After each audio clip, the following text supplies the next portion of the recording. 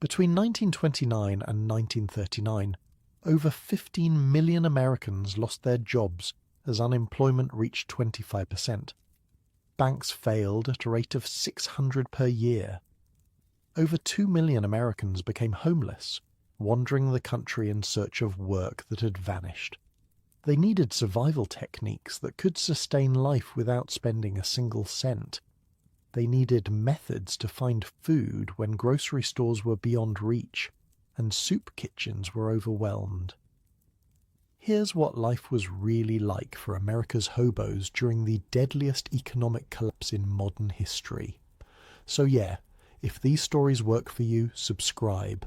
And I'm curious, what time is it where you are? Comment below.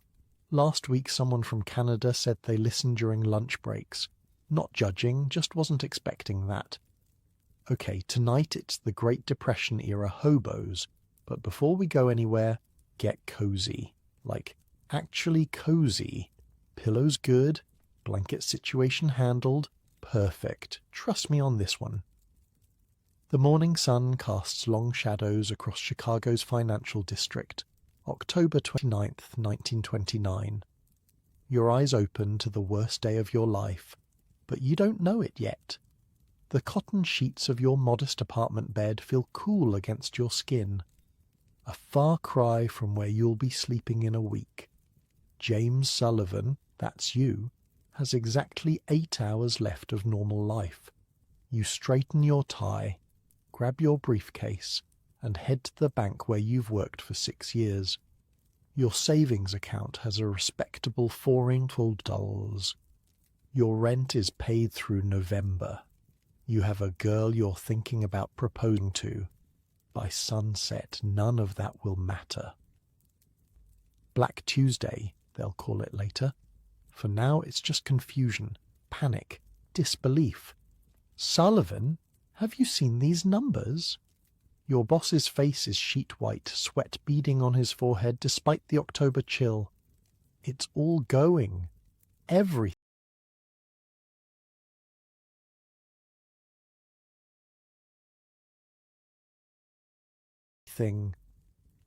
The stock ticker tells the story in cold, clicking precision. Fortunes evaporating, life savings disappearing. Your bank isn't just losing money, it's dying right in front of you. What do we do? You ask, but he's already grabbing his coat. There's nothing to do, he says, voice hollow. It's over. By noon, there's a crowd outside. People want their money, all of them, at once. The math is simple and brutal. There isn't enough. Not even close. I'm sorry, sir, the bank is temporarily closed, you tell an elderly man who's shaking with rage or fear or both. That's my life in there, he shouts. And you have no answer because yours is in there too. 2 weeks later, you're sitting on your apartment stoop with a small suitcase. The eviction notice is crumpled in your pocket. Your fiancée that would have been has already left town to move back with her parents. This is happening everywhere, to everyone. You're not special. You heading west? Asks a man sitting next to you, a stranger with weathered skin and calm eyes. He doesn't look homeless, but there's something about him. Like he's seen this before. I don't know where I'm heading, you admit.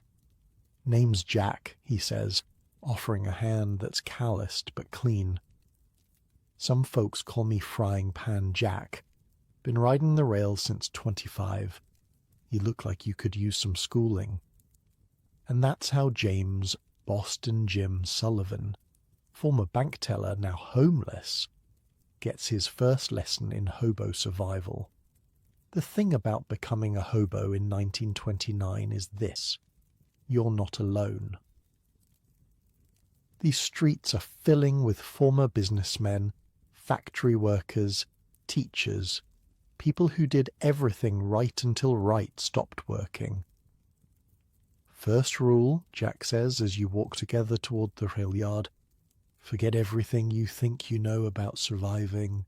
Money's worthless if you don't have any, and you don't. Your stomach growls, emphasizing his point.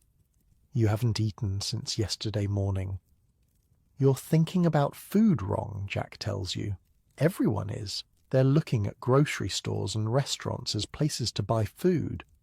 We see them as places that throw away food. Perfectly good food. I know what you're thinking. Dumpster diving. Gross. But here's where it gets interesting. This isn't random scavenging, this is a system, a science, what Jack calls dumpster archaeology. Bakeries dump day-old bread at 6 a.m. sharp, he explains, pulling out a hand-drawn chart marked with times and locations. It's more detailed than some military operations. Restaurants scrape plates between 2 and 4 p.m. and 9 and 11 p.m. Grocery stores discard produce every Tuesday and Friday at closing. You're stunned at the precision, the methodology. This isn't desperate scrounging, it's calculated food procurement. Wait, you say. You've mapped every food disposal schedule within, 5 miles of the rail yard? Jack grins. 5 miles is about right. Walking distance. We don't waste energy, and we don't waste time. Time is the one thing we've got plenty of, but energy? That's precious when you're hungry. By November you've made it to Bakersfield, California. The weather's better, but hunger is hunger everywhere. You've lost 15 pounds and gained 1,000 miles of hard travel. Jack's still with you, and he's about to demonstrate your first real hobo food procurement lesson. Watch and learn, he says outside a small restaurant. It's 8:45 p.m. The place closes at 9. Timing is everything. Jack straightens his shirt, patched but clean, and smooths his hair. He looks respectable. Not wealthy, but not desperate either. This, you'll learn, is crucial. Wait here, he says. Watch how I walk in, not through the front. Never the front. You observe as Jack circles around to the back door where a young man is already taking out trash. Jack's approach is careful, measured. He waits until the kitchen worker sees him before speaking. "Good evening, sir," Jack says, his voice clear and dignified. "I'm travelling through looking for work. Would you have any food that's going to waste that I could take with me?" The phrasing is masterful. Not begging. Offering to solve a problem, waste disposal, while maintaining dignity. The kitchen worker hesitates, then shrugs. "Chef was gonna toss these," he says, holding out a bundle wrapped in newspaper. "Couple chicken legs and some potatoes, not much." "That's very kind," Jack says, accepting the package like it's a reasonable business transaction. "Thank you." As you walk away, Jack explains, 7 out of 10 times that works. The key is looking clean, being polite, and hitting them at the right time, when they're closing but before the food gets tossed. Nobody wants to be the one who throws food in a trash can while a hungry person watches. Makes them feel bad. That bundle of chicken and potatoes is a feast. You and Jack eat sitting on your coats near the rail yard, watching the stars come out. "What about when that doesn't work?" you ask between bites. Then we move to Plan B, the dumpster archaeology system. Jack comes serious. This is where most beginners make fatal mistakes. They grab whatever looks edible. That's how you get sick. That's how you die.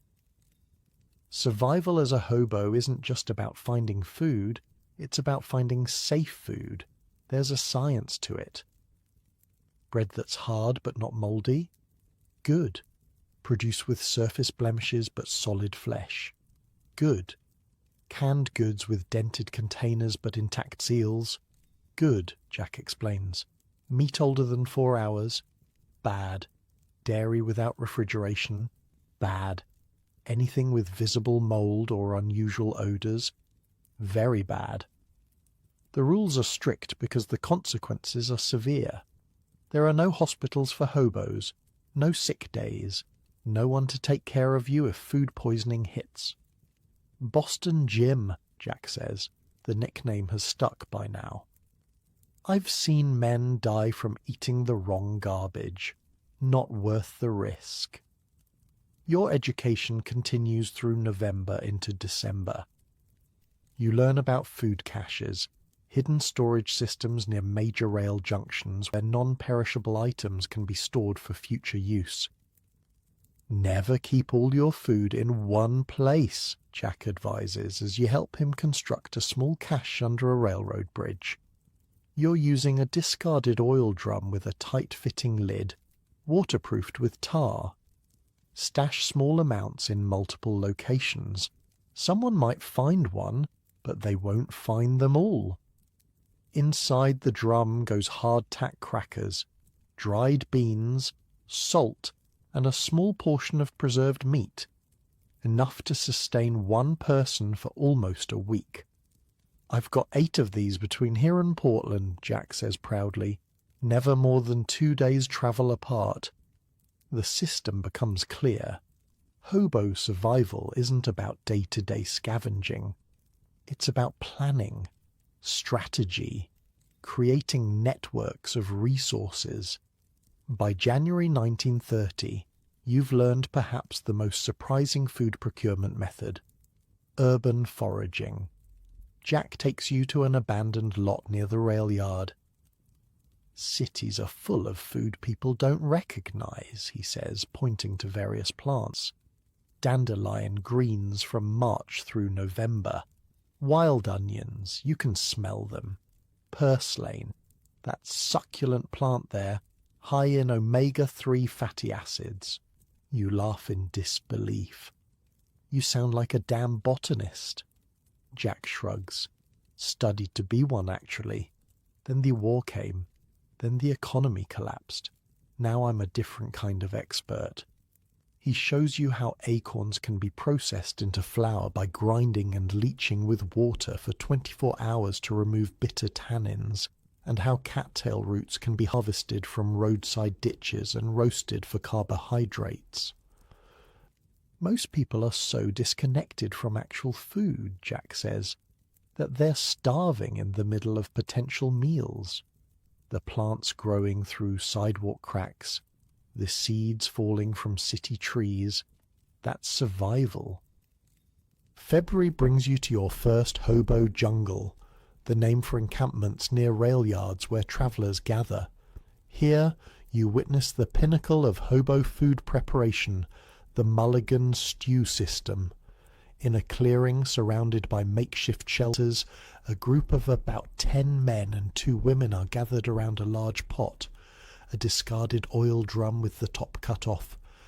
Everyone has contributed something: wilted vegetables, a handful of beans, a few potatoes, a small piece of meat of questionable origin. Mulligan stew, Jack explains. Community cooking. Everyone puts in what they've got, everyone gets a portion. It's democracy in a pot. The cooking process is methodical. A low fire maintained for 3 hours, stirred every 15 minutes to prevent burning. The aroma is surprisingly good, and when your portion comes, measured carefully according to what you contributed, it's the most satisfying meal you've had in months.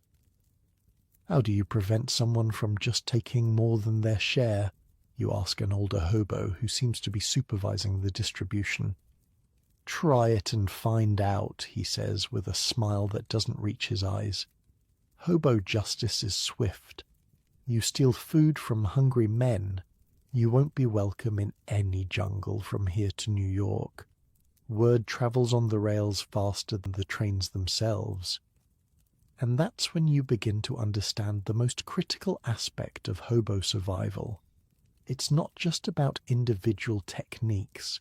It's about community, systems, collective knowledge passed from veteran to newcomer. As March arrives, you've mastered the basics of food procurement.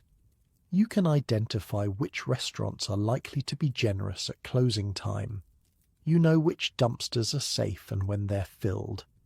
You can spot edible plants in vacant lots that most people walk past without a second glance. "You're getting good at this, Boston Jim," Jack says one evening as you share a meal of foraged greens and salvaged bread. "But food's just the beginning. Winter's ending, which means we can start thinking about more permanent shelter, and I know just the man to teach you." "Who's that?" you ask. "They call him Boxcar Willie, best shelter builder on the Western Rails. Last I heard, he was down in Fresno, building a place that could withstand anything short of a tornado." "When do we leave?" Jack grins. "First train heading south after midnight. Speaking of which, I suppose it's time you learned proper train hopping technique too." Your stomach tightens with anxiety. You've ridden a few trains with Jack already, but always with his guidance, always on slow-moving locals that were easy to board and exit. "Don't worry," he says, reading your expression. "We'll start small, but by the time we reach Willie, you'll know enough to stay alive on the rails." As you prepare your few possessions for travel, you reflect on how much your life has changed in just a few months. From bank teller to hobo, from someone who worried about stock prices to someone who can spot edible plants in an empty lot. From a man who feared the shame of poverty to someone who understands there's dignity in survival. The sun sets over Bakersfield, and you find yourself oddly at peace. Hungry, yes. Homeless, certainly. But no longer helpless. Jack has given you something more valuable than food. He's given you a system for finding it yourself. Tomorrow you'll head south to learn about shelter from Boxcar Willie. But tonight, with a full stomach and a plan for tomorrow, you sleep better than any former banker has a right to in these hardest of times. The hobo way isn't just about surviving. It's about surviving with purpose, with knowledge, with community. And as you drift off to sleep, the distant whistle of a southbound freight calls to you like a promise. There are more lessons ahead, more systems to master. But for now, your belly is full, and the stars above the rail yard shine like silver dimes scattered across the heavens. In a world where money has failed millions, you're learning wealth of a different kind. The freight train's headlight cuts through the pre-dawn fog like a dull knife. You and Jack are crouched behind a water tower at the southern edge of the Bakersfield rail yard. It's March 1930, and the night air still carries winter's bite. "Remember what I told you," Jack whispers. "Wait until it's moving about as fast as a man can run. Too slow, the yard bulls might spot us. Too fast, you'll end up under the wheels." Your mouth is dry. Train hopping isn't just transportation for hobos. It's the difference between life and death, between covering hundreds of miles or being stuck in a town where there's no work and no food. "Which car?" you ask, eyeing the slow-moving behemoth as it builds speed. "Third boxcar from the end. Doors open on the far side. We'll run parallel, then cut across when we hit that switch tower." The train groans as it accelerates. Your heart hammers against your ribs. "Now!" Jack shouts, breaking into a run. You follow, legs pumping, eyes fixed on the passing boxcars. Gravel crunches under your worn shoes. The train is moving faster than it looked, maybe 12 miles an hour, and picking up speed. Jack reaches the tracks first, times his approach, and grabs a ladder rung. In one smooth motion he swings himself up and onto the small platform. He turns, extending his hand. "Commit!" he yells over the train's roar. "Don't hesitate." You're running full out now, lungs burning. The ladder is coming up fast. Too fast? Your hand reaches out, misses, reaches again, connects. Jack grabs your wrist and pulls. Your feet leave the ground, and for one terrifying moment, you're suspended between earth and steel. Then you're on, heart pounding, adrenaline surging. Jack is grinning. Congratulations, Boston Jim. You've just joined the fraternity of the High Iron. The boxcar interior smells of dust and old timber. 2 other men are already inside, huddled in corners with the bundles. They nod but don't speak. Territory is established with eyes, not words.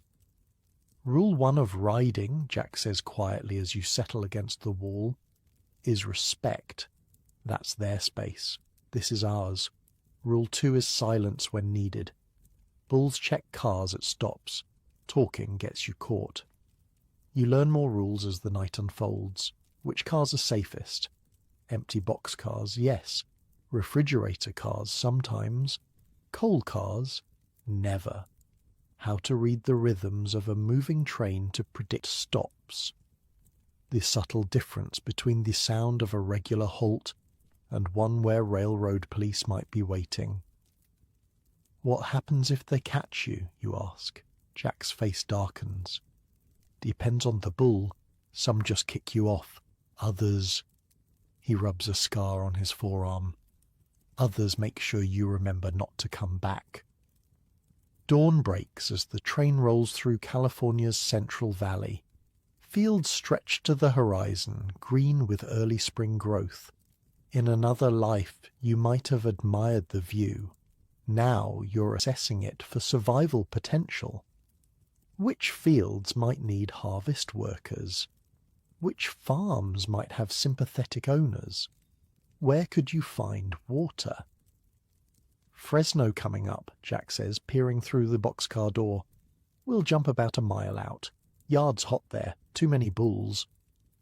Jumping from a moving train, you discover, is both simpler and more terrifying than boarding one. Jack demonstrates. Wait until the train slows on an uphill grade. Look for soft ground. Toss your bundle first. Then jump with bent knees, rolling as you hit. Your landing is less graceful. The impact knocks the wind from your lungs, and you taste dirt and blood where you've bitten your lip. But you're intact. Nothing broken. Jack helps you up, brushing dust from your clothes. Not bad for a former banker, he says. You'll get smoother with practice, assuming you survive that long. It's a 2-mile walk to the Fresno rail yard and the hobo jungle that's sprouted nearby. You pass through almond orchards, their branches heavy with pink-white blossoms. The air smells sweet, a stark contrast to the diesel and creosote of the rail yard. Willie's place is near the jungle, but not in it, Jack explains. He likes his privacy. Been building his setup for almost 3 years now. 3 years in one place? Thought hobos kept moving. Most do. Some find a spot and stay a while. Depends on the local law, the work situation, and how well you can hide. The hobo jungle appears first as thin wisps of cooking smoke rising above a stand of cottonwoods near a creek. As you approach, you spot makeshift shelters scattered among the trees. Tents of canvas and tar paper, lean-tos built against fallen logs, even a few structures that look almost like proper cabins.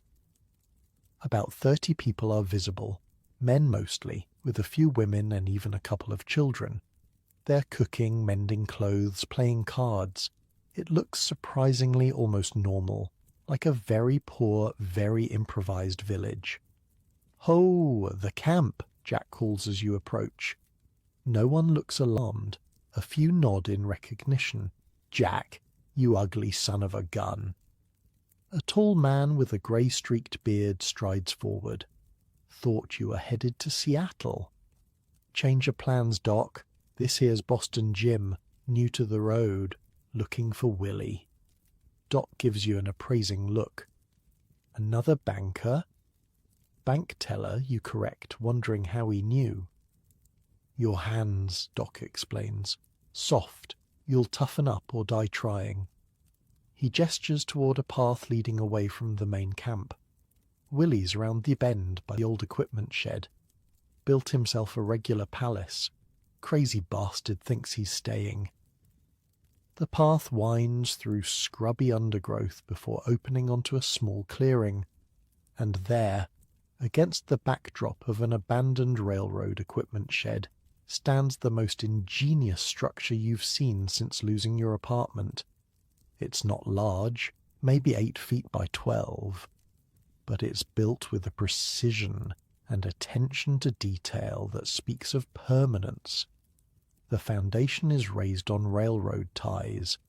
The walls are a patchwork of materials that somehow form a cohesive whole. A peaked roof crowned with a small stovepipe completes the unlikely home. A man emerges from the doorway, broad-shouldered, weathered, with intelligent eyes that assess you immediately. He wears clean but patched overalls and carries himself with quiet confidence. "Jack," he says, nodding. "Who's the tenderfoot?" "Boston Jim Sullivan, meet Boxcar Willie, best shelter man on the Western rails." Willie's handshake is firm, calloused. "Former life?" he asks simply. "Bank teller, until last October." He nods. No surprise, no judgment. "Crash got a lot of boys. You sticking with Jack?" "Teaching him the systems," Jack explains. "Did food. Thought you might show him shelter."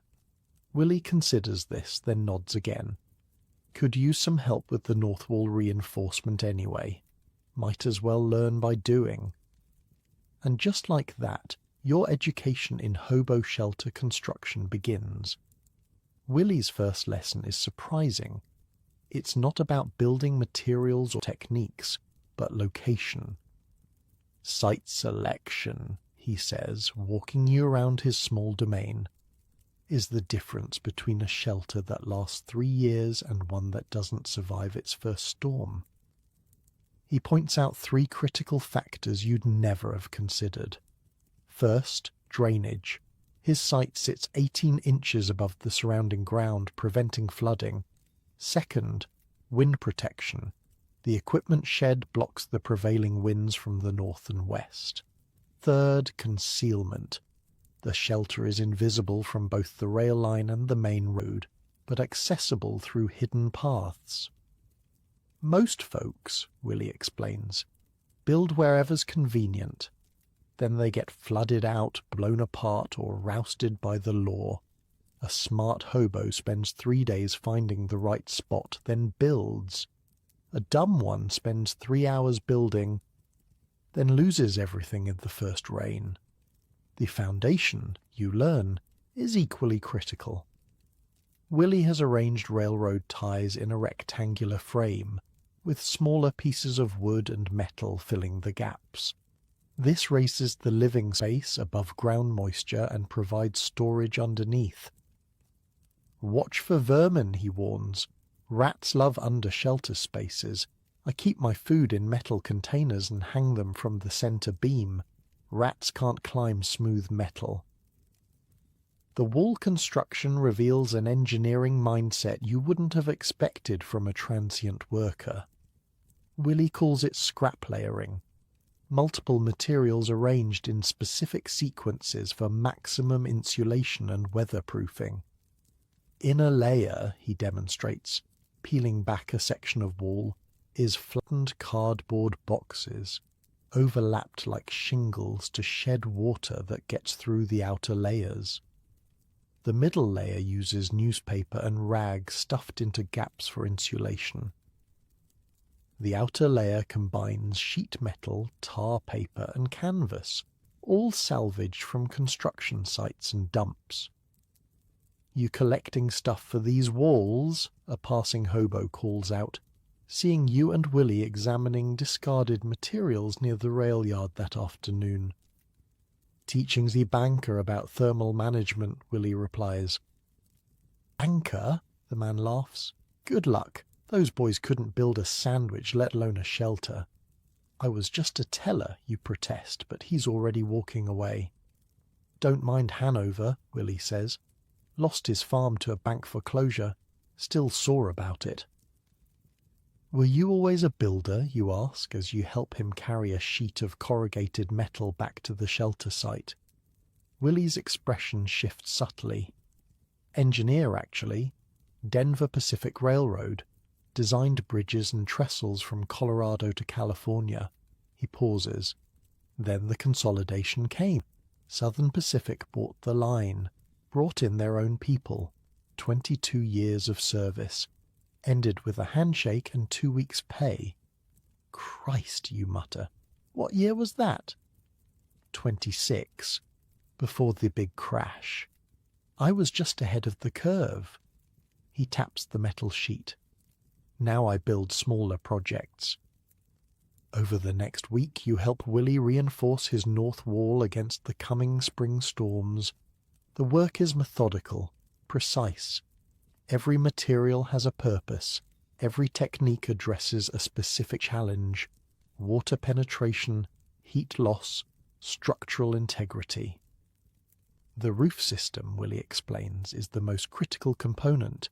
His is peaked, constructed from 2x4 lumber, salvaged from demolished buildings. The rafters are spaced 24 inches apart for optimal support, covered with overlapping layers of tar paper secured with roofing nails and sealed with tar collected from road repair sites.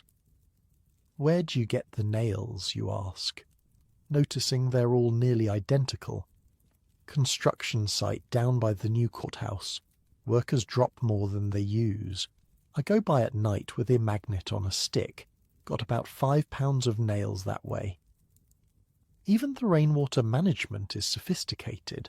A simple gutter system made from split tin cans directs water away from the foundation and into a collection barrel. Clean water's as valuable as gold, Willie notes.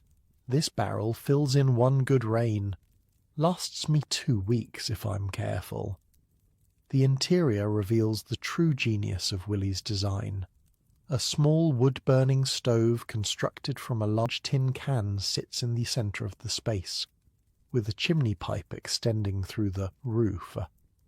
Around it, large tin cans filled with sand form a ring. Thermal mass, Willie explains. I heat these during the evening fire. Sand holds heat for 6 to 8 hours after the fire dies, keeps the temperature comfortable through the night without wasting fuel. Ventilation holes near the floor and ceiling create air circulation, while preventing carbon monoxide build-up, a silent killer in many improvised shelters. Lost 2 good men last winter, Jack comments soberly. Built their shelter too tight, no ventilation. They went to sleep and never woke up.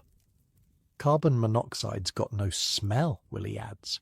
By the time you notice something's wrong, you're too confused to do anything about it.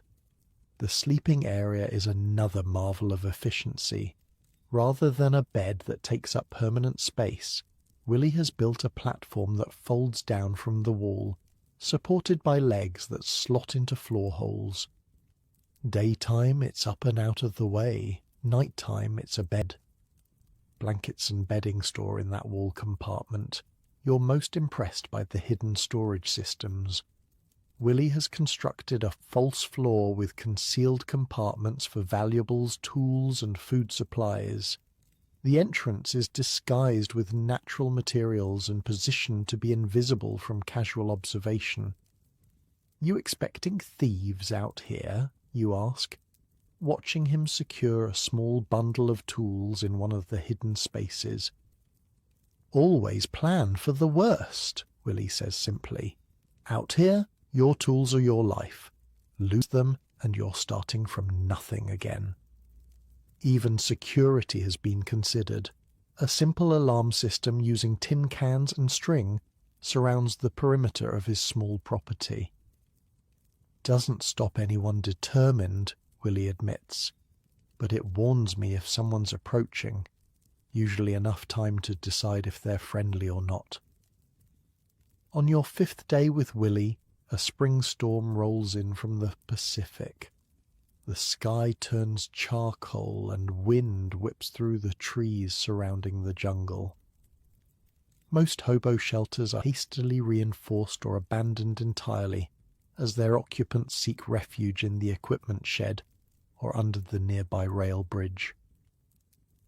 Willie watches the approaching storm with calm interest. Good test for our north wall reinforcement. Inside his shelter, the contrast with the chaos outside is startling. While rain hammers the roof and wind howls round the corners, the interior remains dry and surprisingly warm. The stove glows red, heating the sand-filled cans. The air smells of pine from the burning scrap wood. Not bad, Jack says, sprawled on a bench built into the wall. Not bad at all, Willie. You find yourself agreeing. The tiny shelter feels more secure than your old apartment building during a storm. More thought has gone into every square inch of this place than most conventional homes. Ever think about going back, you ask Willie as the storm rages. Using your engineering skills again, I mean. Willie's laugh is without bitterness. Who's hiring 50-year-old engineers when college boys will work for half the pay? Nah, this is my life now. He gestures around the shelter. Besides, I still am engineering, just with different materials. The storm continues through the night. You sleep better than you have in months, the combination of physical labor and secure shelter producing a deep, restful slumber. In the morning you step outside to survey the damage. The hobo jungle has been hit hard. Several shelters are collapsed entirely. Others lean drunkenly, their hasty construction no match for the wind and rain. People are already rebuilding, salvaging what materials they can. Willie's shelter stands untouched, not even a leak. That's the difference, Jack says, coming to stand beside you. Systems versus shortcuts. Most of these folks will rebuild the same way. Get knocked down by the next storm and rebuild again. Willie built once, built right, and sleeps dry every night. Later that day, after helping several jungle residents recover materials from their damaged shelters, Willie takes you on a tour of the more sophisticated community structures in the main camp. The communal kitchen is impressively organized. A cooking area protected by a tarpaulin roof, with a clay oven built into a small hillside. Several women are already at work there, preparing a communal meal from whatever ingredients have been gathered. Kitchen's always in the center of camp, Willie explains. Heart of the community also means the valuable food stores are surrounded by people at all times. There's a tool-sharing station where implements can be borrowed and returned. An improvised message board made from a salvaged cabinet door displays information about local work opportunities, warnings about hostile police or railroad bulls, and notices about which towns are hobo-friendly and which should be avoided. The most impressive community feature is the water purification system, a series of barrels through which rainwater and creek water pass, filtered through layers of sand, charcoal, and fabric. Doc's design, Willie explains. He was a medic in the war. Says most hobo sickness comes from bad water. This system's cut illness into camp by half, he figures. As evening approaches, you help Willie seal the final sections of his reinforced north wall. The work is satisfying in a way your bank job never was. Immediate, tangible, directly connected to survival. You're a quick study, Willie says as you apply the last of the tar to seal a seam. Engineer in another life? Just a teller, you reply, but I'm learning. Jack approaches as you finish, his face serious. Time to think about moving on, Boss and Jim. Got word the fruit orchards up north are starting to hire. We wait too long, all the spots will be filled. You look at the shelter you've helped improve, feeling oddly reluctant to leave. When? Midnight train to Sacramento, then east to the orchards. Willie nods in understanding. Shelter's good, but work is better. Go. Make some money while you can. That night, as you gather your few possessions, Willie presents you with a small notebook, its cover made from waxed canvas. Shelter locations, he explains. Every good spot I've built or found from here to Chicago. Which creeks don't dry up in summer? Which rail yards have the fewest bulls? Where to find building materials in 20 cities? You're stunned by the gift. Willie, I can't take your notebook. Not giving it away, just lending it. Find me in Tucson next winter. Bring it back. Maybe add some spots of your own. You tuck the notebook carefully into your inner coat pocket. Next to your most valuable possession, a small photograph of your parents. Everything else you own fits in a small pack. As midnight approaches, you and Jack prepare to head to the rail yard. Willie walks with you to the edge of the jungle. Remember, he says as parting advice, building fast gets you covered tonight. Building right keeps you alive through winter, and always check your ventilation. Fire's a friend until it's not. You thank him, knowing the shelter knowledge he's shared might literally save your life in the months ahead. Jack claps Willie on the shoulder. See you down the line, you crazy builder. Stay off the high iron in lightning, Willie replies, a hobo farewell that doubles as practical advice. As you walk toward the rail yard under a clearing sky filled with stars, you reflect on how much you've learned in such a short time. From food procurement with Jack to shelter construction with Willie, you're acquiring survival systems that work without money, without conventional resources. Where to next? You ask Jack as the lights of the rail yard come into view.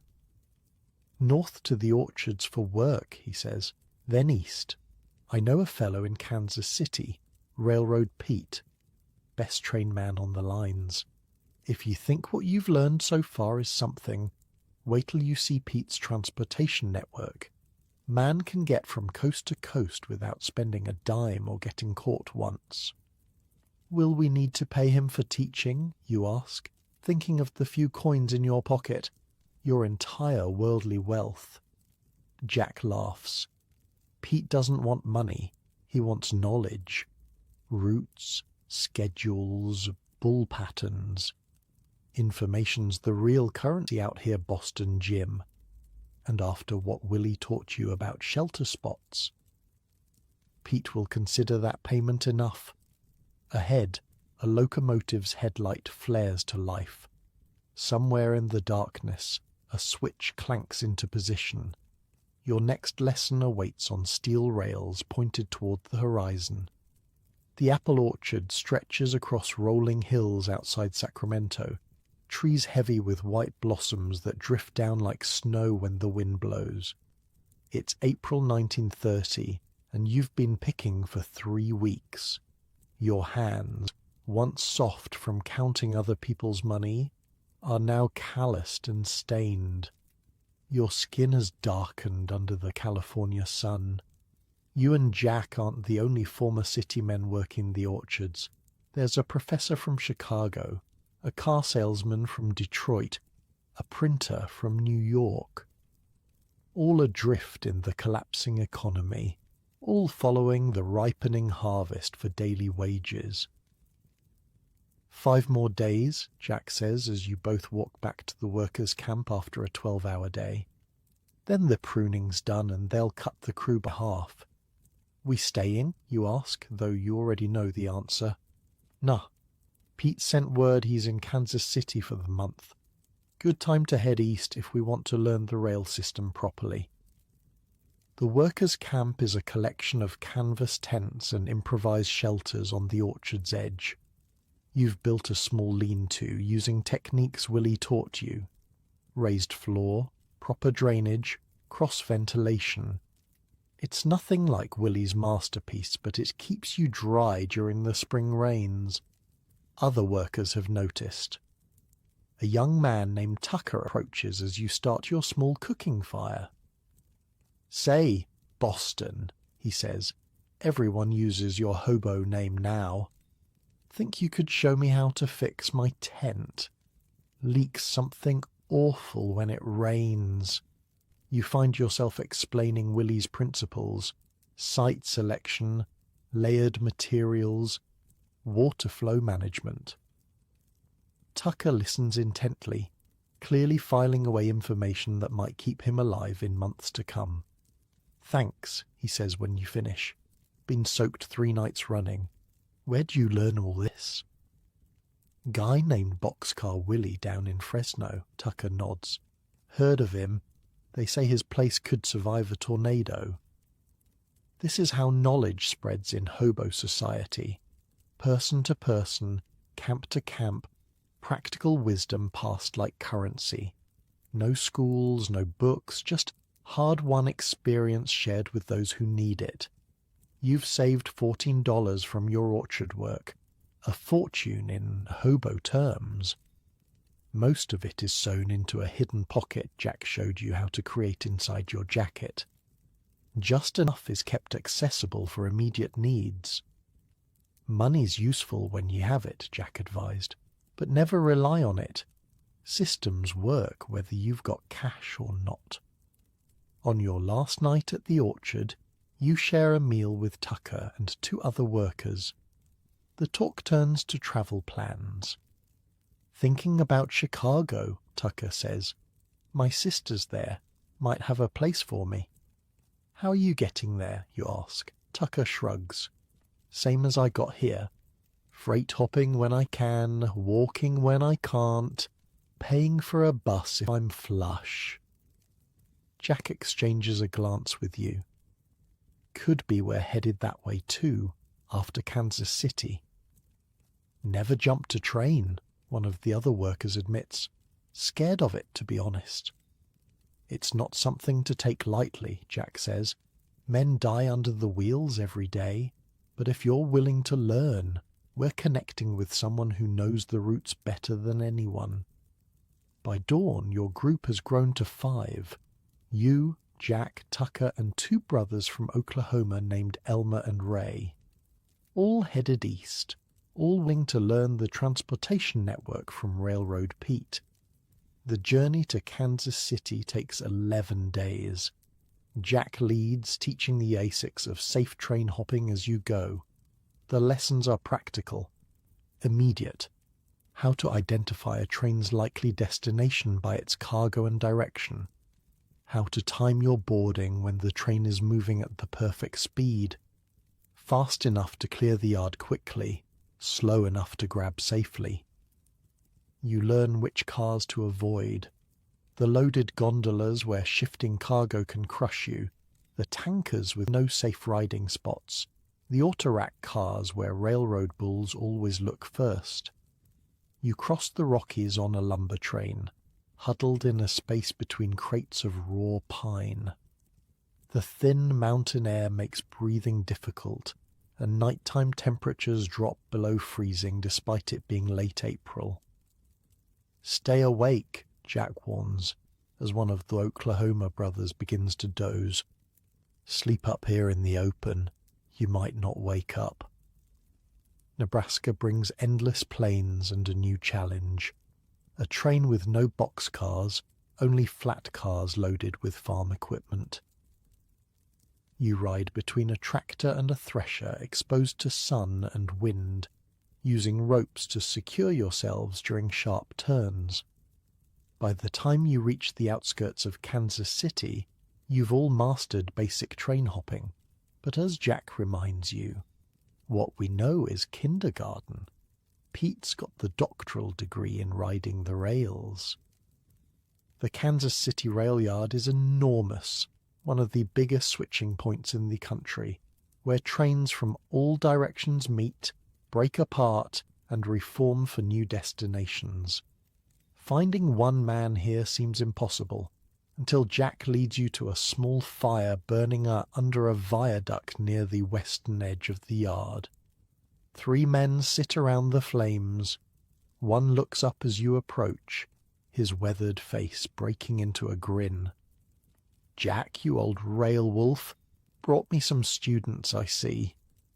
Railroad Pete doesn't look like a master of anything. He's small, maybe 5'6", with a thin frame and clothes that have seen better decades. But his eyes, sharp, alert, missing nothing, suggest a different story. Boston Jim, Jack introduces you. Former banker, quick learner. Banker, huh? Pete seems amused. Well, the rails don't care what you did before, only what you know now. The introductions continue around the circle. Besides Pete, there's a former factory worker called Detroit Slim, and an older man everyone addresses only as Professor, though what he taught and where remains unclear. Pete's been riding since 15, Jack tells your group.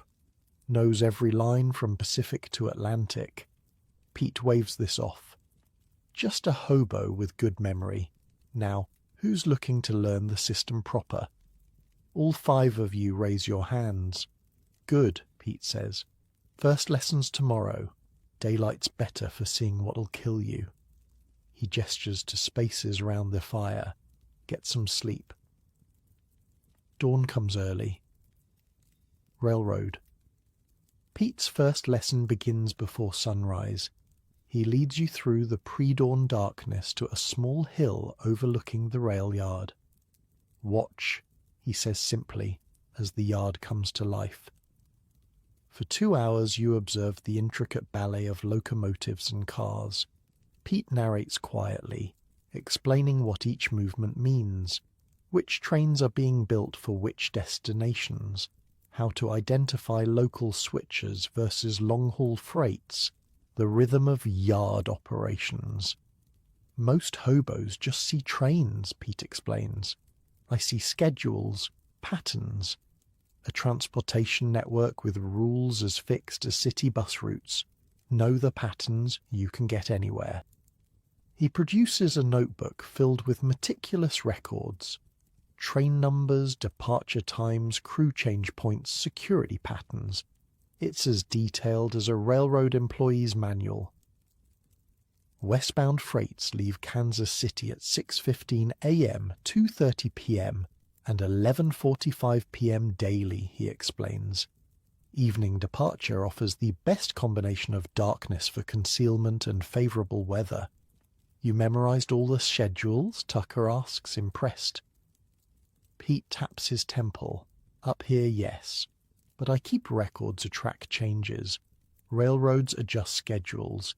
Need to know when that happens. He points to different areas of the yard. Railroad bulls conduct their most thorough inspections during the 2:30 p.m. departure. Why? Visibility's highest, management oversight strongest. Night and early morning skeleton security crew, much easier to board undetected. The level of detail in Pete's knowledge is staggering. He knows which yard supervisors are likely to look the other way and which will call the police. Which crews check their trains thoroughly before departure, and which do cursory inspections. Information, Pete says, is the difference between riding safely to your destination and getting caught, or worse. After breakfast, a simple meal of coffee and bread shared around the morning fire. Pete moves to the next lesson, car selection. Most dangerous decision you'll make, he says bluntly. Choose wrong, you die. Simple as that. You walk along the edge of the yard as Pete points out different car types, explaining their characteristics. Empty boxcars are best.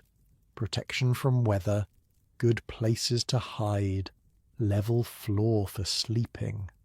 Problem is, they're also first-place bulls, look. Grain hoppers offer concealment but expose you to dust and temperature extremes.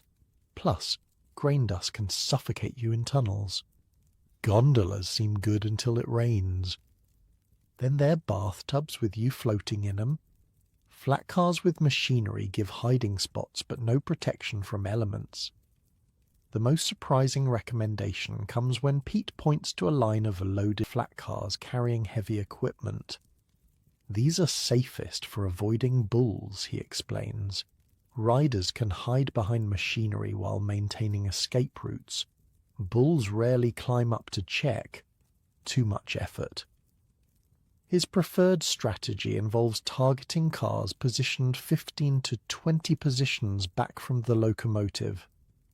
Too close to engine, crew might spot you, Pete explains. Too far back, coupling jerks can throw you off. Middle's the sweet spot. Refrigerator cars, reefers in hobo parlance, earn special mention. When empty, they're ideal. Good ventilation, insulated against temperature, and minimal railroad supervision because they're not carrying expensive cargo anymore. The education continues throughout the day, moving from car selection to boarding techniques. Here, Pete is deadly serious. This is where men die, he says. Every year, thousands of hobos end up under the wheels.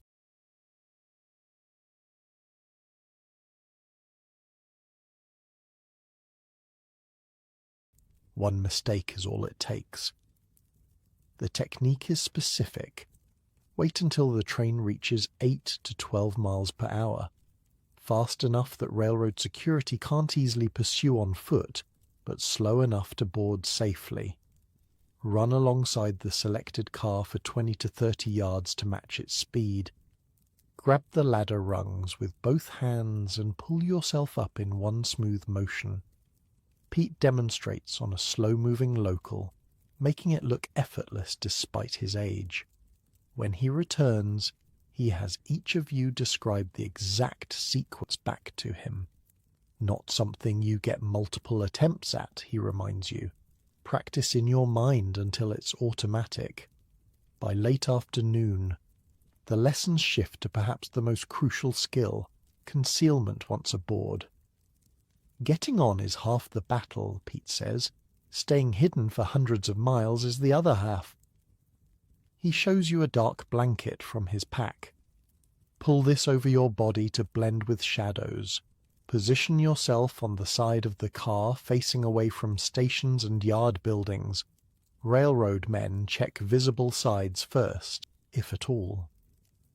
Movement discipline is paramount, remaining motionless during daylight hours, especially when passing stations or populated areas. Noise discipline equally so. A single shout or laugh can give away a rider's position. The most dangerous moments, Pete continues, happen during station stops. That's when inspections happen. That's when bulls walk the train. This leads to his next lesson: escape routes and hiding spots at major yards. Pete's knowledge here is encyclopedic. For each significant rail hub across the country, he can describe hiding spots with pinpoint accuracy. Denver Yard, drainage culvert under track 7 provides concealment during inspections. Chicago South Yard, gap in fence behind equipment shed offers quick exit. Memphis, abandoned signal box near the coal tower can hide 3 men if you're desperate. The final lesson of the day covers something you hadn't considered: the physical demands of long-distance travel.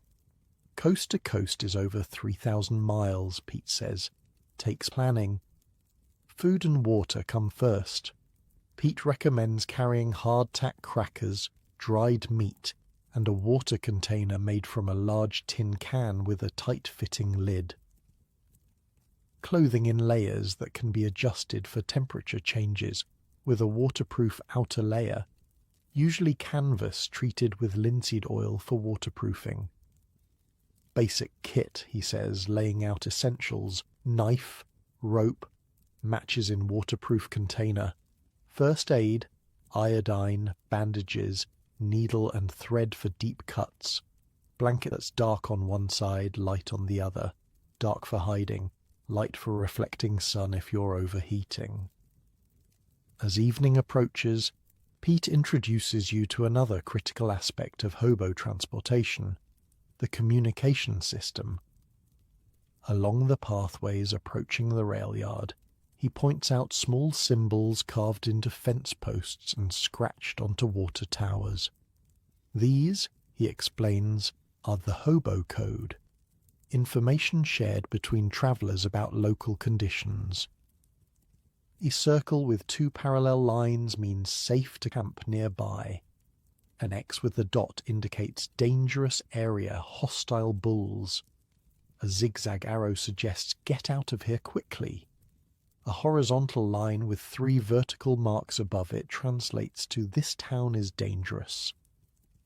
These symbols, Pete explains, create a nationwide intelligence network, updated regularly by travellers. Before entering a new town or yard, check the code, might save your life. The next morning brings practical application. Pete has identified a freight bound for St. Louis that leaves at 10 a.m. A relatively safe train with multiple rideable cars and minimal security. You'll ride the first 100 miles with me, Pete tells your group. After that, you're on your own to Louisville. We'll meet at the water tower east of the Louisville yard in 3 days. The approach to the train is methodical.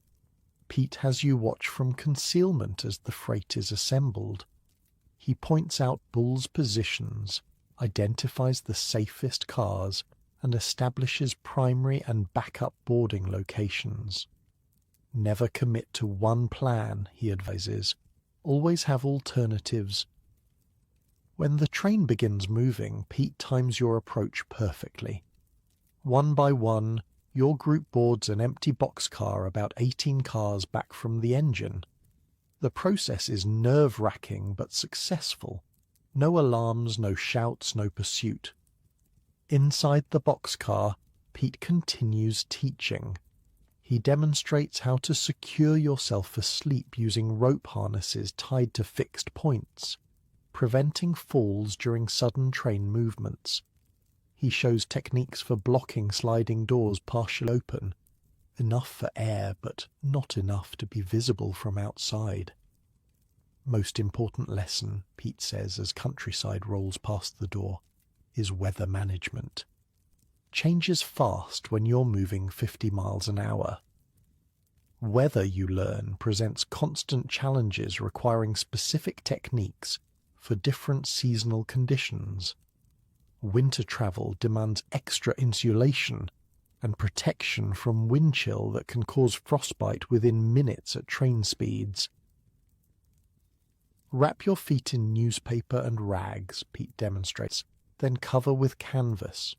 Creates makeshift boots with insulation and water resistance. Summer requires protection from sun exposure and dehydration with light-coloured clothing and frequent water stops at railroad water towers. Always refill at water stops, Pete advises. Never know when next chance comes. As the Missouri countryside rolls past, Pete shares his own story. Unlike many hobos forced onto the road by economic disaster, he chose this life after returning from the Great War. Couldn't settle, he explained simply. Something in me kept moving. 21 years on the rails now. No family, Tucker asks. Pete's expression shifts subtly. Had a wife in Tulsa, daughter too. Spanish flu took them in 19 while I was still overseas. He stares out the boxcar door. After that, no reason to stay anywhere. The admission creates a moment of quiet understanding. Everyone around you has lost something. Homes, jobs, families. The rails are both escape and destiny. Near Jefferson City, Pete prepares your group for independent travel. He quizzes each of you on route knowledge, emergency procedures, and yard layouts in St. Louis and Louisville. Remember, he says as the train slows for a crew change, giving him the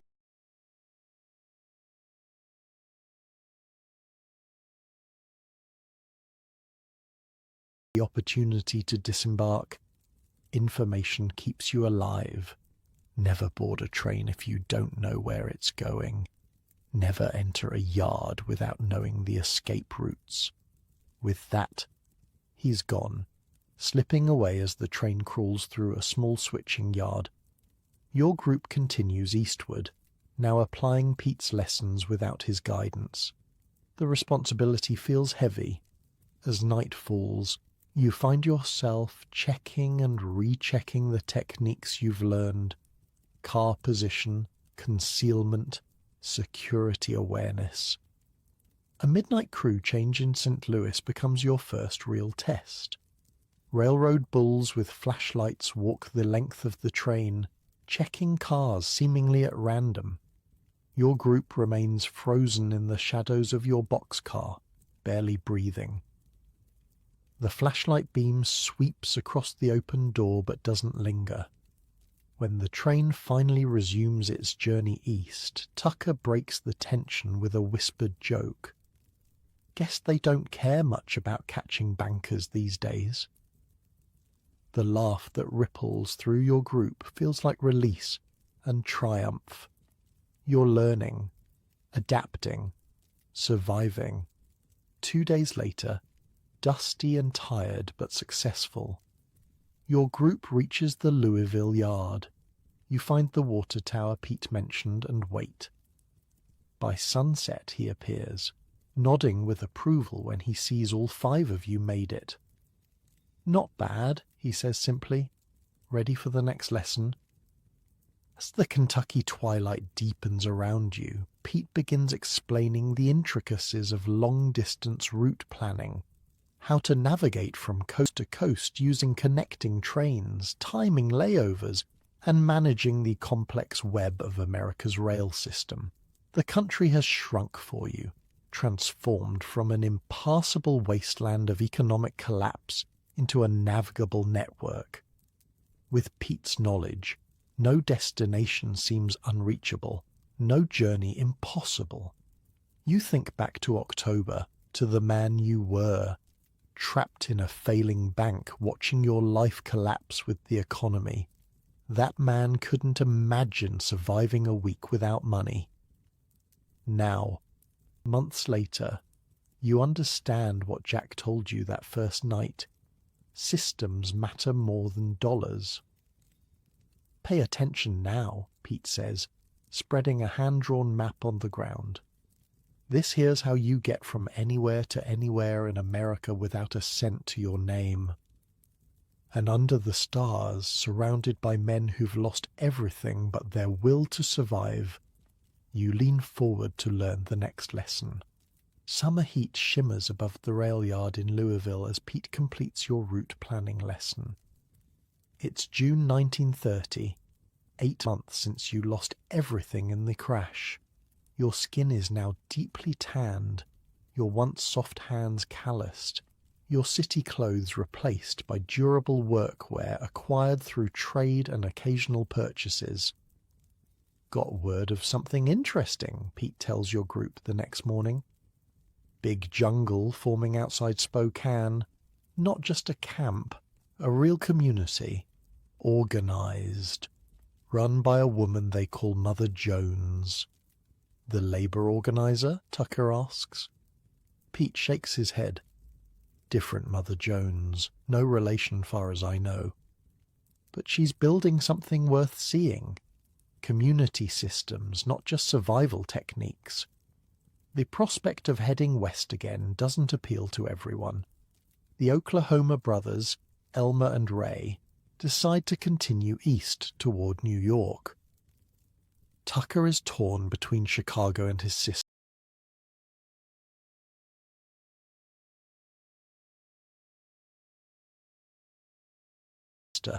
or this new opportunity to learn. "What do you think, Boston?" Tucker asks you. "Worth checking out?" You look to Jack, who's been unusually quiet. "I know of her," Jack finally says. "Met her in Seattle 2 years back. Smart woman, practical, not a dreamer or a preacher. If she's building a community, it'll be one that works. That settles it for you and Tucker. 2 days later, you're westbound with Jack and Pete, leaving Louisville on a fast freight headed for St. Louis, where you'll connect with the northern route. The journey west is different this time. With Pete's guidance, you travel with a confidence that would have been unimaginable months ago. You know which trains to catch, which yards to avoid, how to time your movement through dangerous territories. "You're not green anymore," Jack observes one evening as you all share a meal beside the tracks in Nebraska. "Starting to look like a proper rail rider." "Still got banker written all over him," Pete jokes, but there's approval in his voice. The northwestern route takes you through Montana's spectacular landscapes, vast plains rising to meet distant mountains, valleys cut by rivers that flash silver in the summer sun. Despite the beauty, you're always aware of the human cost of the economic collapse. Every town shows signs of the Depression's grip. Closed businesses, makeshift shelters, lines for what little relief is available. At water stops, you encounter other travelers, many new to the road, still learning the harsh lessons of survival without money. "Was like that my first year," Pete says, watching a young family struggle to make shelter from canvas scraps near a water tower in Idaho. Difference is, there were fewer of us then. Resources weren't so stretched. You've become a teacher now as well as a student, sharing food procurement techniques with a former accountant from Philadelphia, showing a young couple how to build a rain-resistant shelter using Willie's methods. This, you realize, is another aspect of hobo community. The constant transfer of survival knowledge from experienced to novice. No schools, no books, just life-saving information passed person to person. Information, as Pete likes to say, is the only wealth that grows when you give it away. You reach Spokane in late June. The hobo jungle Pete mentioned isn't hard to find. It's become almost legendary among rail riders. Located in a wooded area where Latter Creek meets the Spokane River, it's far larger and more organized than any camp you've seen. From a distance, it looks almost like a small village. Smoke rises from multiple cooking fires. Structures of varying sophistication are arranged in rough rows. People move with purpose rather than the aimless waiting that characterizes many hobo camps.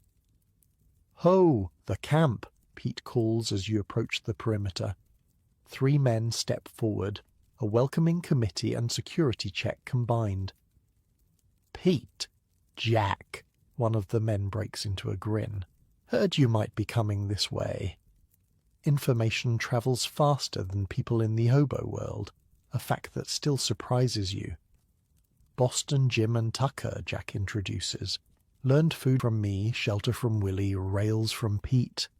Good men." This simple endorsement from trusted travelers is all the credential you need. The security men nod and gesture toward the camp center. Mothers by the main fire. Daily meeting starts in an hour. You're just in time. The jungle's layout reveals intelligent planning. Sleeping areas are separated from cooking zones. A washing area is established downstream from the water collection point. Latrines are dug far from both. Simple pathways connect different areas, and someone has even erected rough signposts. "Place has changed since I was through in spring," Pete murmurs, clearly impressed. "Getting organized." The camp's population is larger than you expected. At least 50 people, including a few women and even 3 children. Most surprising is the diversity. Besides the expected laborers and former factory workers, you spot people whose bearing and speech suggest education and previous status. A doctor, perhaps. A teacher. What might be a former lawyer. The Depression has been a great equalizer. Former professionals now sit alongside lifelong laborers, all reduced to the same basic struggle for survival. At the camp's centre, a large fire pit is surrounded by log seating. Nearby stands a structure more sophisticated than the others, a small cabin built from salvaged lumber, its roof made from overlapping sheet metal pieces sealed with tar. A hand-painted sign beside the door reads simply, "Office." A woman emerges from this cabin as you approach, tall, broad-shouldered, with iron-grey hair cut practically short and eyes that assess you immediately. She might be 50 or 60, her actual age masked by the weathering of the outdoor life. She carries herself with natural authority. "Mother Jones?" Pete says with a respectful nod. "Railroad Pete." She nods in return, then looks to Jack. "Frying pan. Been a while." 2 years, Jack confirms. "Seattle." "And these would be?" Her gaze shifts to you and Tucker. After introductions, Mother Jones gestures toward the cabin. "Meeting's in an hour. Come talk first." The cabin's interior is surprisingly organized. A table holds what appears to be camp records, notebooks, hand-drawn maps, lists. Shelves made from fruit crates contain medical supplies, tools, and books. Actual books, a rare sight in hobo camps. Most striking is a large canvas sheet hung on one wall, covered with names arranged in columns. "Skill inventory," Mother explains, seeing your interest. "Everyone who stays lists their skills, makes trading easier." She points to various sections: construction, medical, repair, food procurement, education, even entertainment. "Community needs all types," she says simply. "Strong backs are valuable, but so are strong minds." "Former banker," Jack says. You nod, wondering if this is a mark against you in a world where banks are despised for their role in the economic collapse. "Good," she says unexpectedly. "Need someone who understands numbers. Bookkeeper left for harvest work last week." And just like that, you have a role.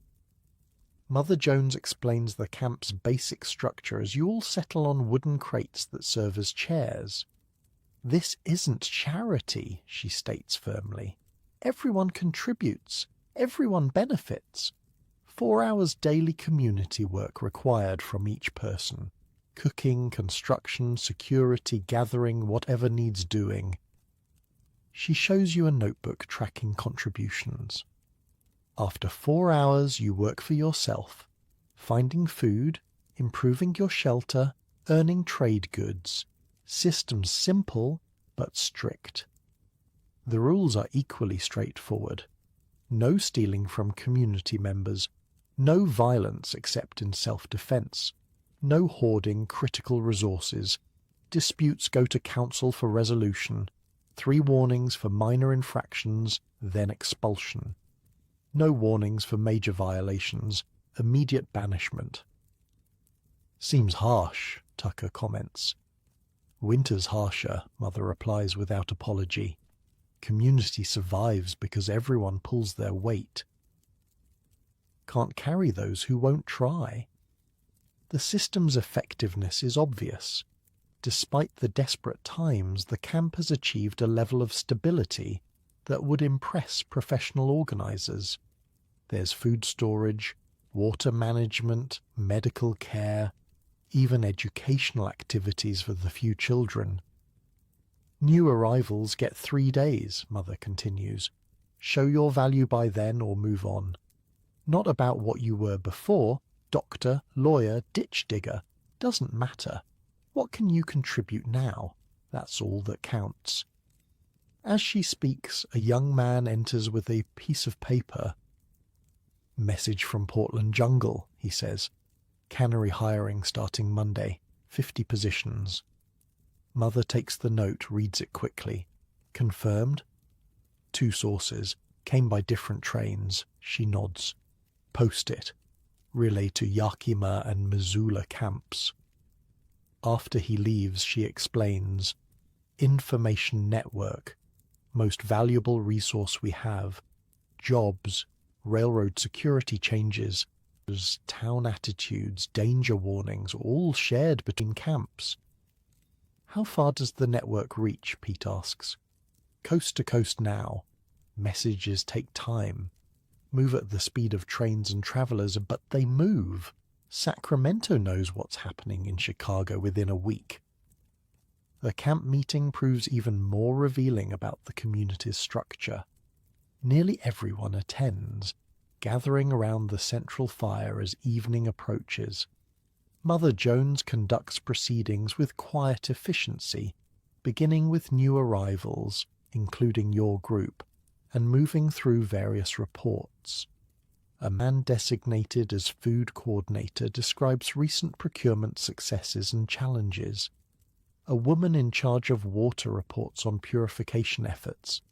A serious-looking fellow with a medical bag, introduced as Doc Peterson, provides a health update, including a warning about contaminated water in a creek 10 miles north.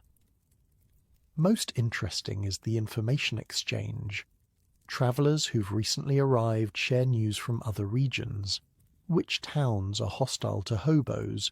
Which rail yards have increased security? Where work might be found? What crops will need harvesting when? "Idaho potatoes looking good," reports a sunburned man. "They'll need pickers by August, paying 75 cents a day plus meals." This information is recorded in the community logbook, creating a constantly updated intelligence network that helps members find work and avoid danger. After the meeting, Mother Jones assigns you to help with the camp's record keeping, tracking food stores, work contributions, and skill exchanges. Tucker, who worked as a carpenter before the crash, is directed to a shelter construction project. "Rest today," she tells you both. "Start tomorrow. Pete, Jack, staying or passing through?" "Might stay a spell," Pete says. "Been on the move since spring." Jack nods agreement. "Could use some still time." You're shown to an area where you can build temporary shelters.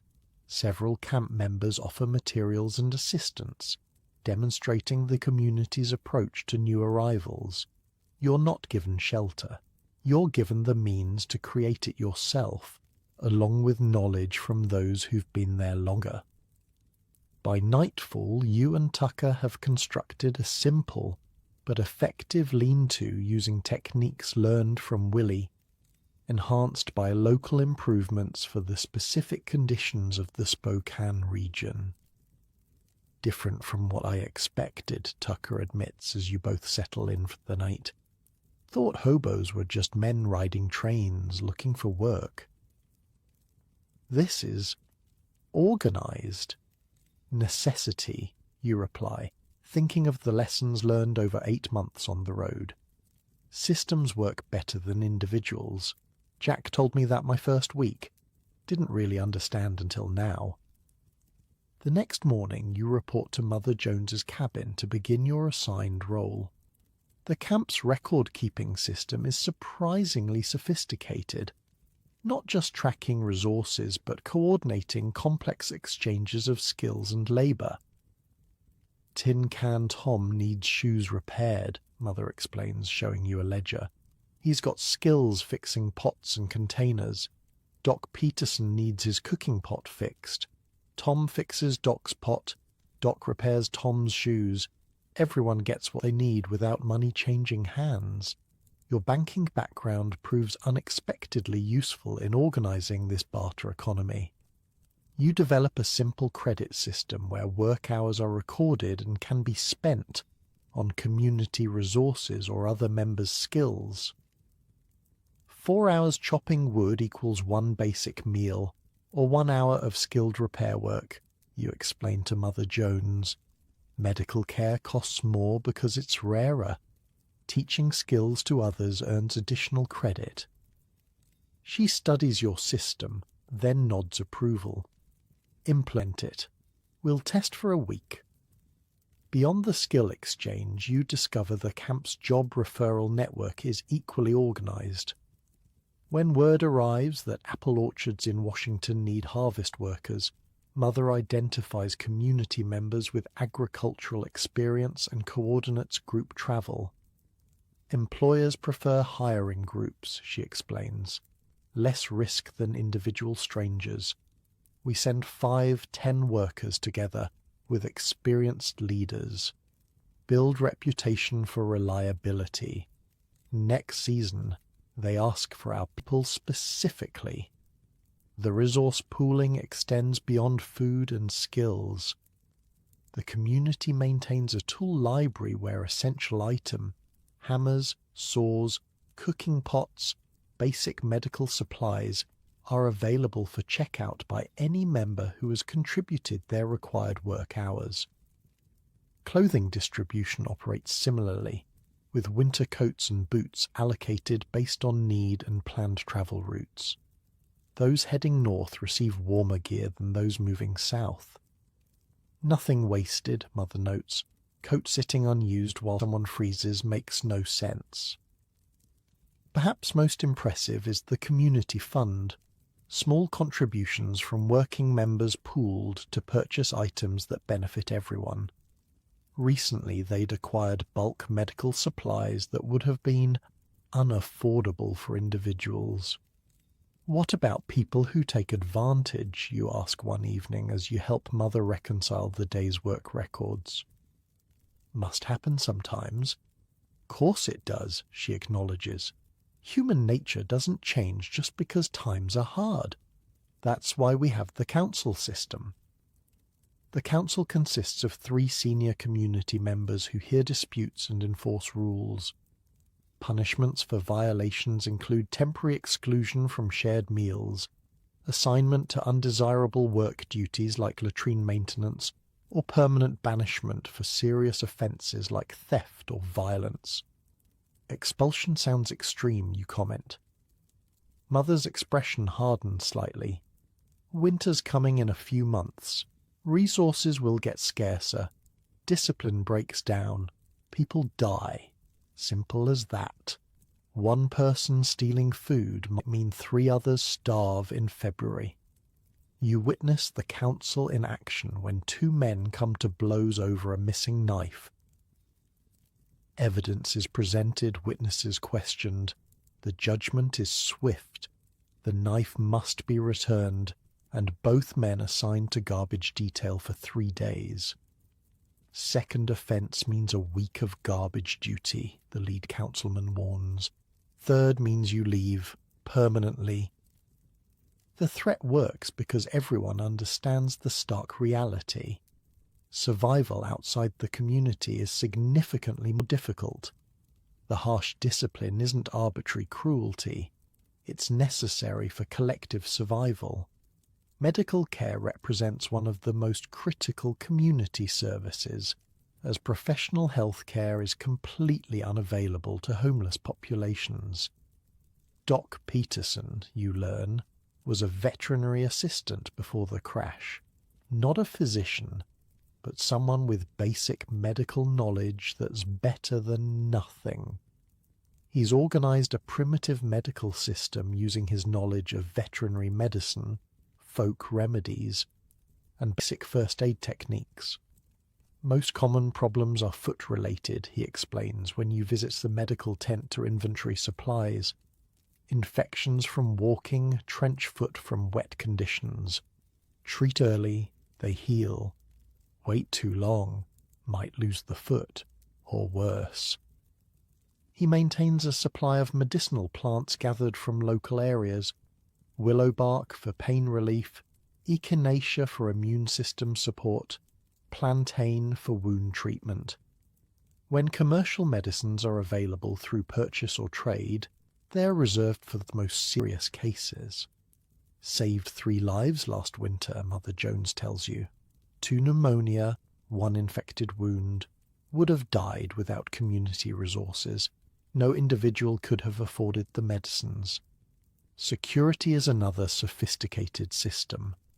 Guard duty rotates among all able-bodied members, with specific protocols for dealing with railroad security, local law enforcement, and hostile civilians. Everyone does their shift, explains Watchman Mike, who coordinates the security rotation. 2 hours every third day. Small price for safety.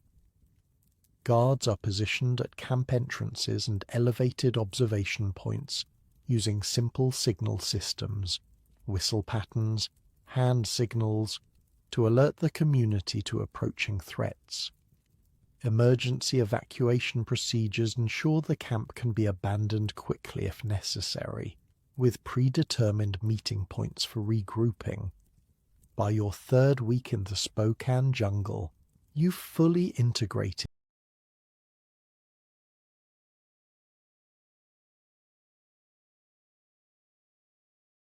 into the community.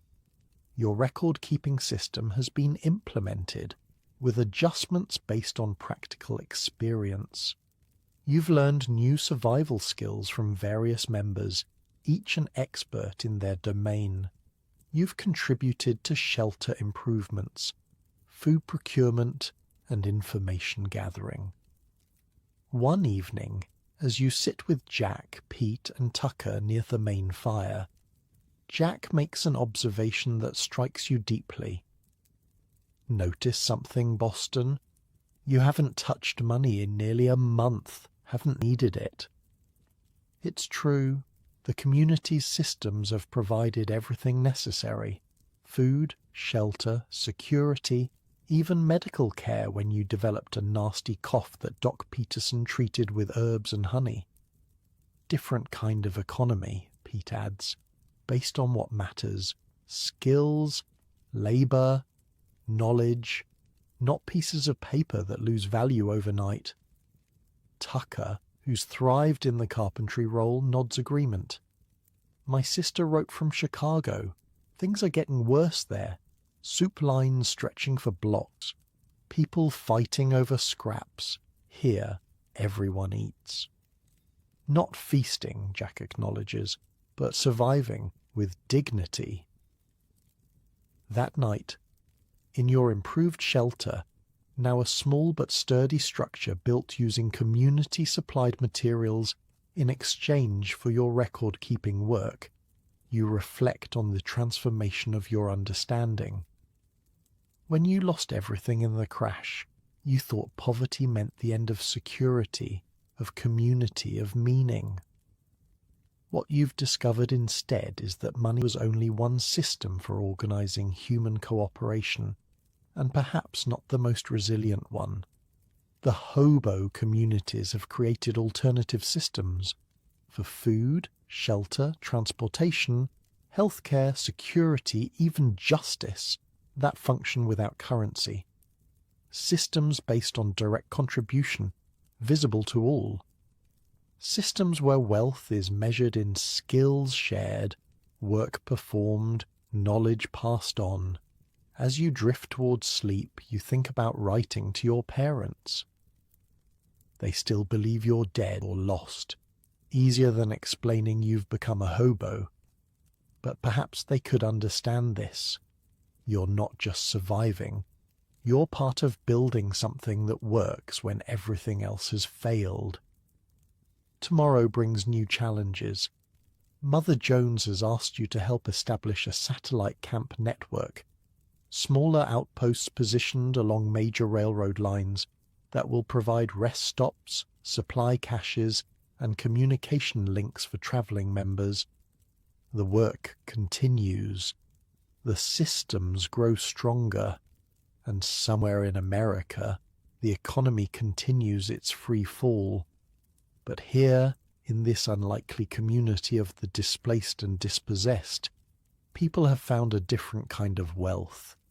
The Spokane River glitters with early morning sunlight as you finish the satellite camp inventory. It's September 1930, and the first hints of fall colour touch the trees surrounding the main jungle.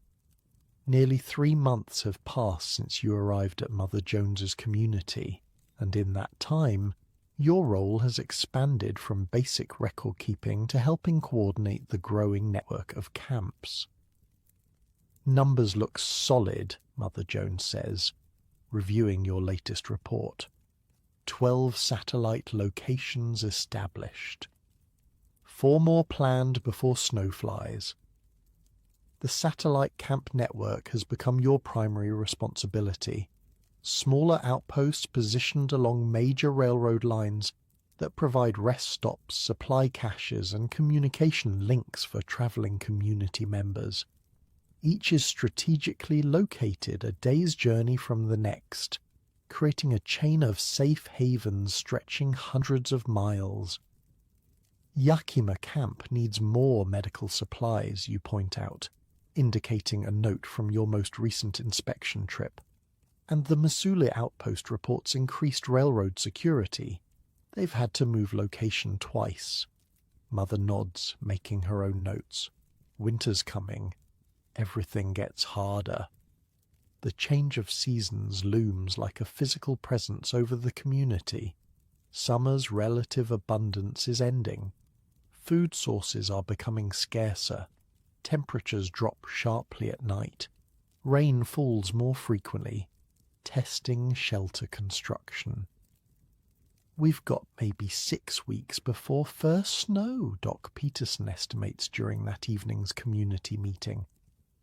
Need to finish winterizing all shelters by end of month.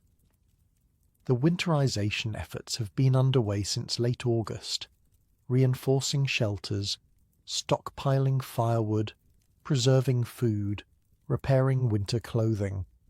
The rhythm of community work has shifted from expansion to preparation.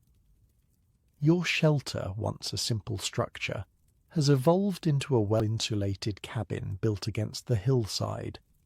The earth provides natural insulation on 3 sides, while the front wall, facing south to catch winter sun, is a patchwork of salvaged lumber, tar paper, and canvas, all meticulously sealed against drafts. Not bad for a banker, Tucker jokes as he helps you install a small wood-burning stove fashioned from an oil drum. The design incorporates lessons from both Willie and the camp's collective knowledge: efficient airflow, heat reflection, and most importantly, proper ventilation to prevent carbon monoxide poisoning. Check the chimney seal again, you insist, remembering Willie's warning. Rather be cold than dead. The stove installation is part of a larger winterization system. Around it you've arranged large cans filled with sand that will absorb heat during evening fires and radiate warmth through the night, conserving precious fuel. The entire community is transforming as winter approaches. Food procurement shifts from fresh sources to preservation and storage. Teams work in coordination, some gathering late-fall apples and root vegetables from abandoned orchards and farms, others smoking meat or drying fruits over carefully maintained fires. Your banking background has proven unexpectedly valuable in resource management. Mother Jones has put you in charge of the winter food allocation system, calculating minimum nutritional needs, projecting supplies through April, and developing a distribution plan that ensures fair shares based on work contribution. 800 calories per day minimum, Doc Peterson advises as you work on calculations. Below that, people start weakening, get sick easier. Current projections show 1,000 calories daily through February, you tell him, reviewing your inventory records. After that depends on what we can still forage and what comes in through trade.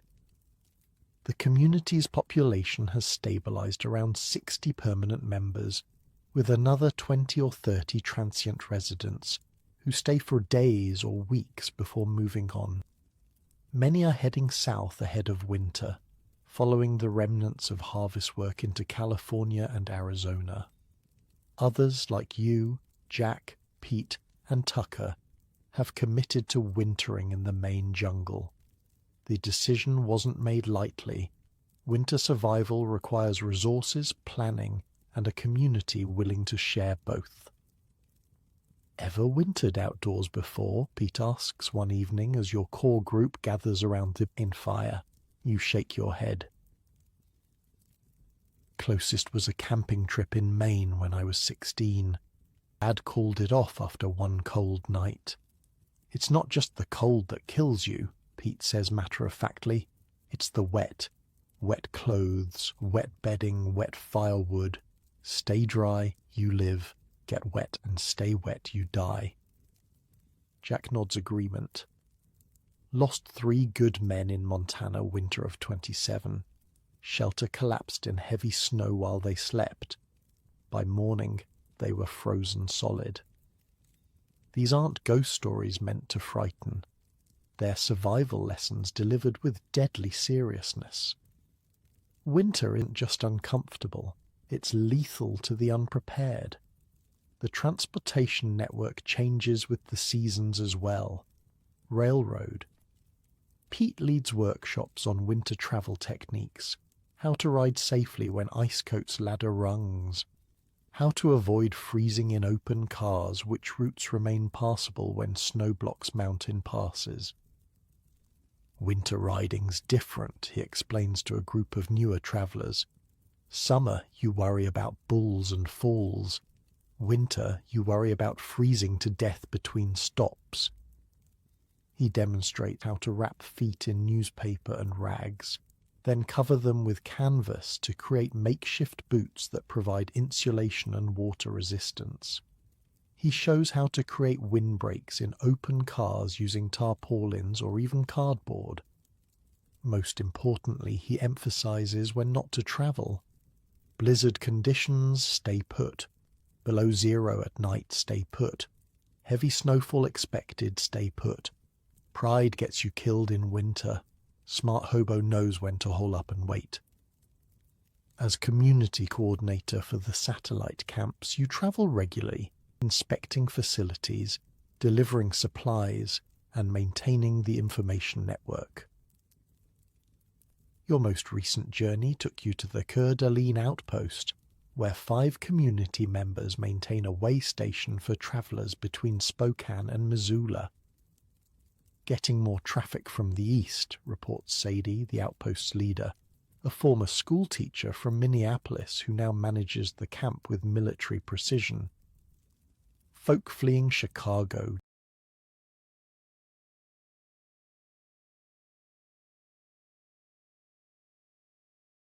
Detroit. Cities are death traps this winter. No jobs, no relief. Buildings without heat." You update your notebook with her information. "How are your supplies holding?" "Tight but adequate. Need more medical. Iodine, bandages. Got plenty of firewood. Water sources secure." The conversation is practical, focused on survival metrics. Throughout the Hobo network, information is traded with the same seriousness as food or medicine. "Railroad security's increased along the northern route," you tell her in return. "Union Pacific added bulls at 3 yards between here and Missoula. Switching patterns changed too. Pete mapped the new schedules." You share Pete's carefully drawn schedule chart, which Sadie copies into the outpost's logbook. This information will be passed to every traveller heading east, potentially saving them from capture or worse. On your return to the main jungle, you're accompanied by a new arrival to the network, a former factory foreman from Detroit named Ellis, who lost his job when the automotive plants began massive layoffs. His manufacturing experience has already proven valuable in designing improved stoves for the satellite camps. "Never thought I'd end up here," Ellis confesses as you walk the rails together. "Had a house, car, savings account. Gone in 6 months. "Banking collapse took mine in 6 hours," you reply. "At least you had a longer runway." Ellis laughs, a harsh sound with little humour. "That's one way to look at it. You're set up in Spokane. It's more organised than the factory I managed. How'd that happen with no money, no resources?" You consider this as you walk, Systems, you finally answer. Everyone contributing what they know.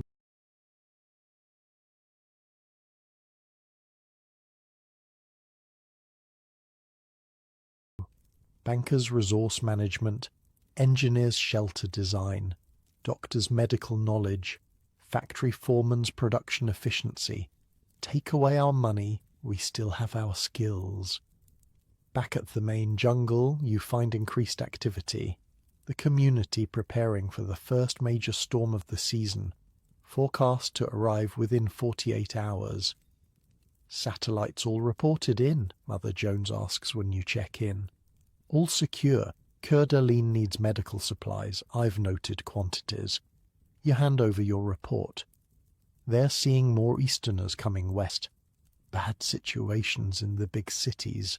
Mother nods grimly.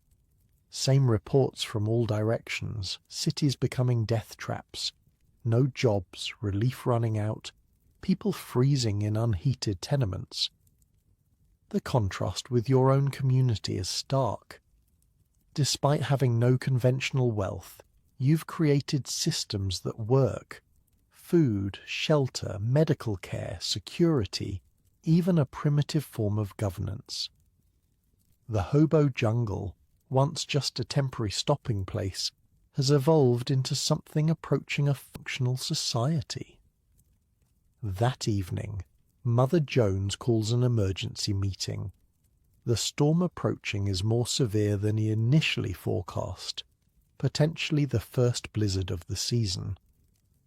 All community resources must be directed toward preparation. Extra firewood gathered and covered, she directs. Water barrels filled before streams freeze. All shelters inspected for weak points. Buddy system in place. Everyone checks on 2 neighbors, gets checked by 2 others. The community mobilizes with practiced efficiency. Work groups form spontaneously. Wood gathering teams, shelter inspection crews, food preparation units. There's no panic, just purposeful activity.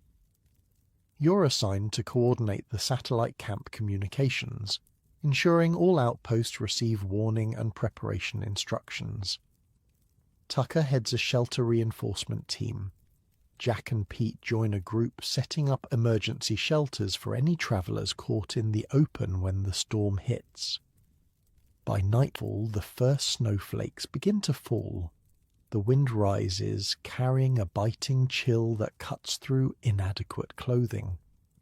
Inside your shelter, the stove radiates welcome heat as you review your emergency protocols one final time. A knock at your door reveals Doc Peterson, making his rounds before the storm hits full force. "Just checking supplies," he explains, entering and stomping snow from his boots. "Everyone gets a basic medical kit tonight. Iodine, bandages, willow bark for pain and fever." He hands you a small packet wrapped in waxed paper. "Keep it dry, keep it accessible. If someone gets hurt during the storm, help might not reach them quickly."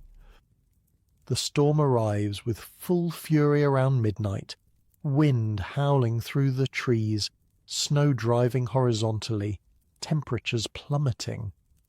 Inside your shelter, the stove struggles against the cold, forcing you to feed it more precious wood than planned.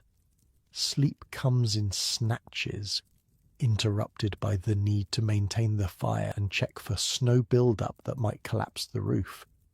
During one such check, you spot a faint light moving through the blizzard, a lantern carried by the night watch, checking for travelers or community members caught outside. Morning brings an eerie stillness. The storm has paused temporarily, though dark clouds promise more to come. You open your door to a transformed landscape. Snow 2 feet deep in places, drifts twice that height against structures. The temperature is well below freezing, your breath creating clouds in the still air. The buddy system proves its worth immediately. 3 shelters have suffered damage. A collapsed section of roof, a door torn free by wind, a chimney blocked by snow. In each case, the assigned buddies discovered the problem before it became life-threatening. One outbuilding used for tool storage hasn't fared as well. Its roof has completely collapsed under the snow's weight. A work crew is already salvaging what they can, prioritizing items essential for survival. Could have been worse, Mother Jones observes as she makes her inspection rounds. Everyone accounted for, no serious injuries. Damage can be repaired. The storm's brief lull allows for essential work. Paths cleared between shelters, roofs reinforced against the coming snowfall, additional firewood gathered and distributed. By midday, when the blizzard resumes, the community is better prepared. The following 3 days establish a pattern. Intense storm periods followed by brief clearings that allow for essential movement and work. The community adapts quickly, developing new systems for these conditions. Ropes strung between buildings prevent people from getting lost in whiteout conditions. Snow is collected and melted for water when reaching the river becomes dangerous. Food preparation shifts to a central location, where one large fire can serve many, conserving fuel. On the 4th day, as the storm finally breaks, a traveller arrives, half frozen and exhausted, having walked the final miles when his train stopped due to snow-blocked tracks. He's quickly brought to the medical tent where Doc Peterson treats him for frostbite and exposure. "Chicago's finished," the man reports when he's recovered enough to speak. No work, no food, no hope. People dying in the streets, cops beating anyone who complains. Came west looking for something better. His story is similar to others you've heard. Major cities collapsing under the Depression's weight, conventional support systems failing completely. The contrast with your community becomes even clearer. That evening, as you make your rounds checking on satellite camp communications, you find Tucker working on an improved snow shovel design. "Thinking about spring," he says unexpectedly. "Little early for that," you reply, gesturing toward the snow-covered landscape. "Winter's just starting," Tucker smiles. "Not planning to plant flowers. Planning to build." He shows you a rough sketch, an expanded community layout with additional structures, improved water management, even small garden plots. "You're thinking long-term," you observe, "beyond survival." "Way I see it, this crash isn't ending any time soon. Might be years before there's regular work again. Maybe what we're building here isn't just temporary. Maybe it's a different way to live." The idea takes root in your mind. You've been focused on immediate survival for so long that thinking beyond the next season feels almost revolutionary. Yet the systems you've helped create aren't just stopgap measures. They're functional alternatives to conventional economics. Later, you discuss the concept with Mother Jones as you update the community records. Tucker's talking about permanence, you tell her, expanding beyond survival. She considers this without surprise. Natural progression. First you survive, then you start thinking about living. She gestures toward her records. "Why do you think I keep such detailed systems?" This isn't just about getting through this winter. It's about creating something that lasts. A permanent hobo community? The idea still sounds strange to your ears. Call it what you want. Community that works without money. People contributing skills instead of trading dollars. Doesn't matter if the economy recovers tomorrow. What we've built here works. That night, as another storm gathers on the horizon, you review your journey from Boston, Jim the displaced banker, to community coordinator. In less than a year, you've mastered survival systems that would have seemed impossible in your previous life. Food procurement without money, shelter construction from waste materials, transportation networks using freight trains, and community support structures that function better than many conventional towns. The banking collapse that destroyed your old life has, ironically, helped create something potentially more durable. While the monetary economy continues its freefall, you've helped build alternative systems based on direct contribution, practical skills, and community cooperation. As you add another log to the stove and prepare for the coming storm, you wonder what your former banking colleagues would make of all this. They'd probably consider it primitive, desperate. They wouldn't see what you now recognize, that the hobo communities have created something the failed economy couldn't, a system that keeps people alive when everything else falls apart. Outside, the wind rises, carrying the first snowflakes of the new storm. Inside, the stove radiates steady heat. Your shelter stands solid against the elements. Your community prepares with calm efficiency. These aren't just survival techniques, they're the foundation of a different way of living. And as winter settles over the hobo jungle, you find yourself strangely at peace. The journey from bank teller to hobo hasn't been easy, but it's led to an unexpected destination, not just survival, but a kind of freedom you never knew existed. The coldest January in 40 years.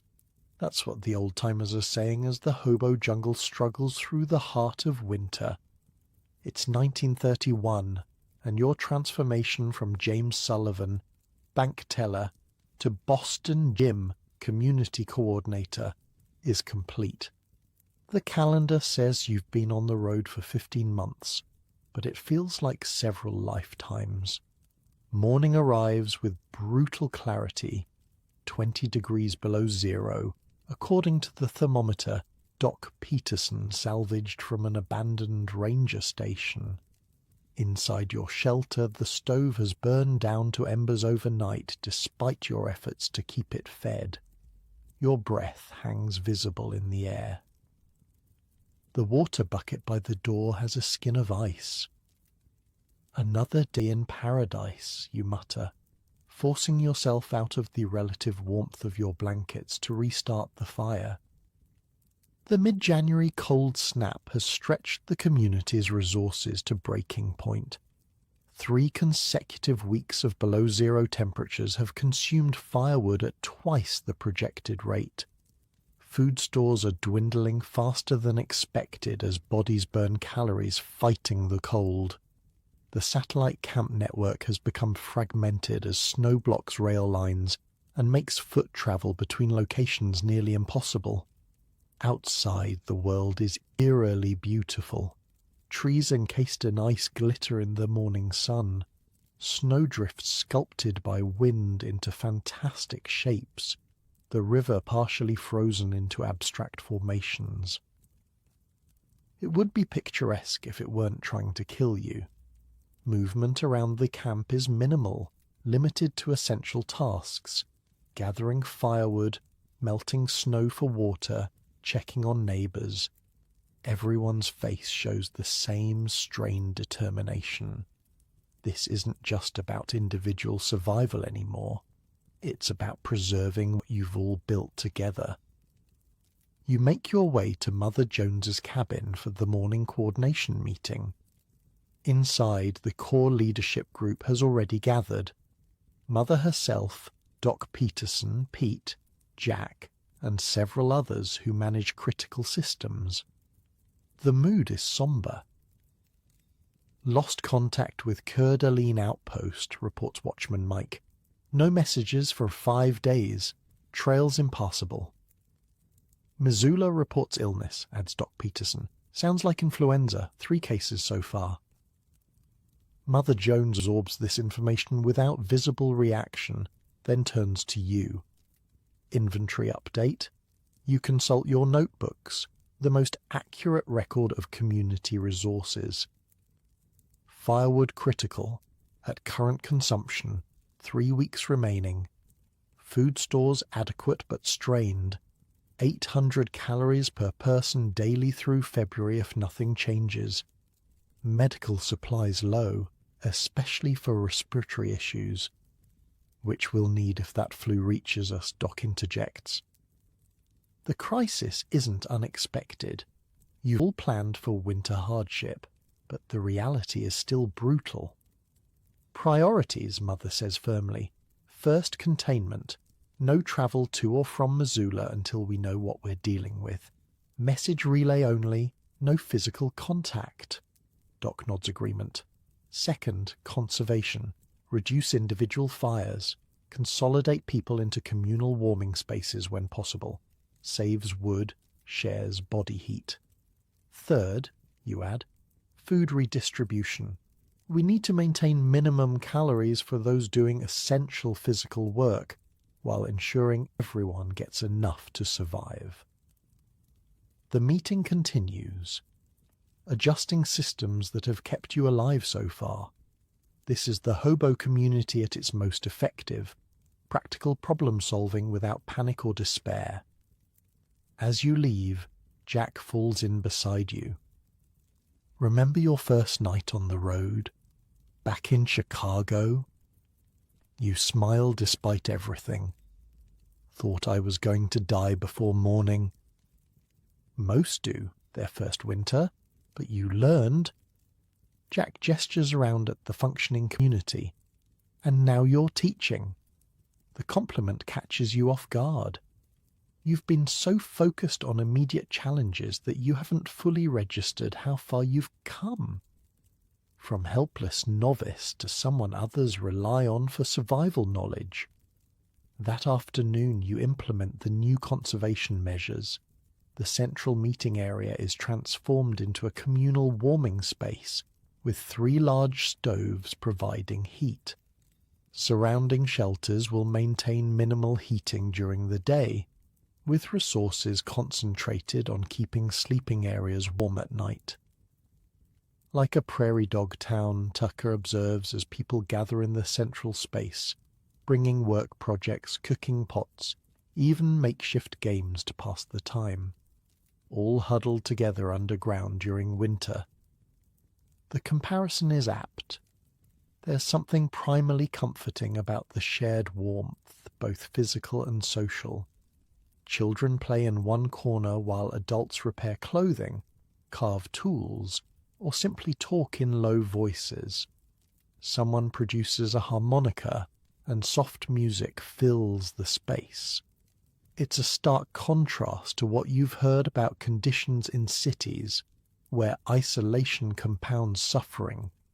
Here, hardship has forced communion rather than separation. The next morning brings news that drives home the value of your community systems.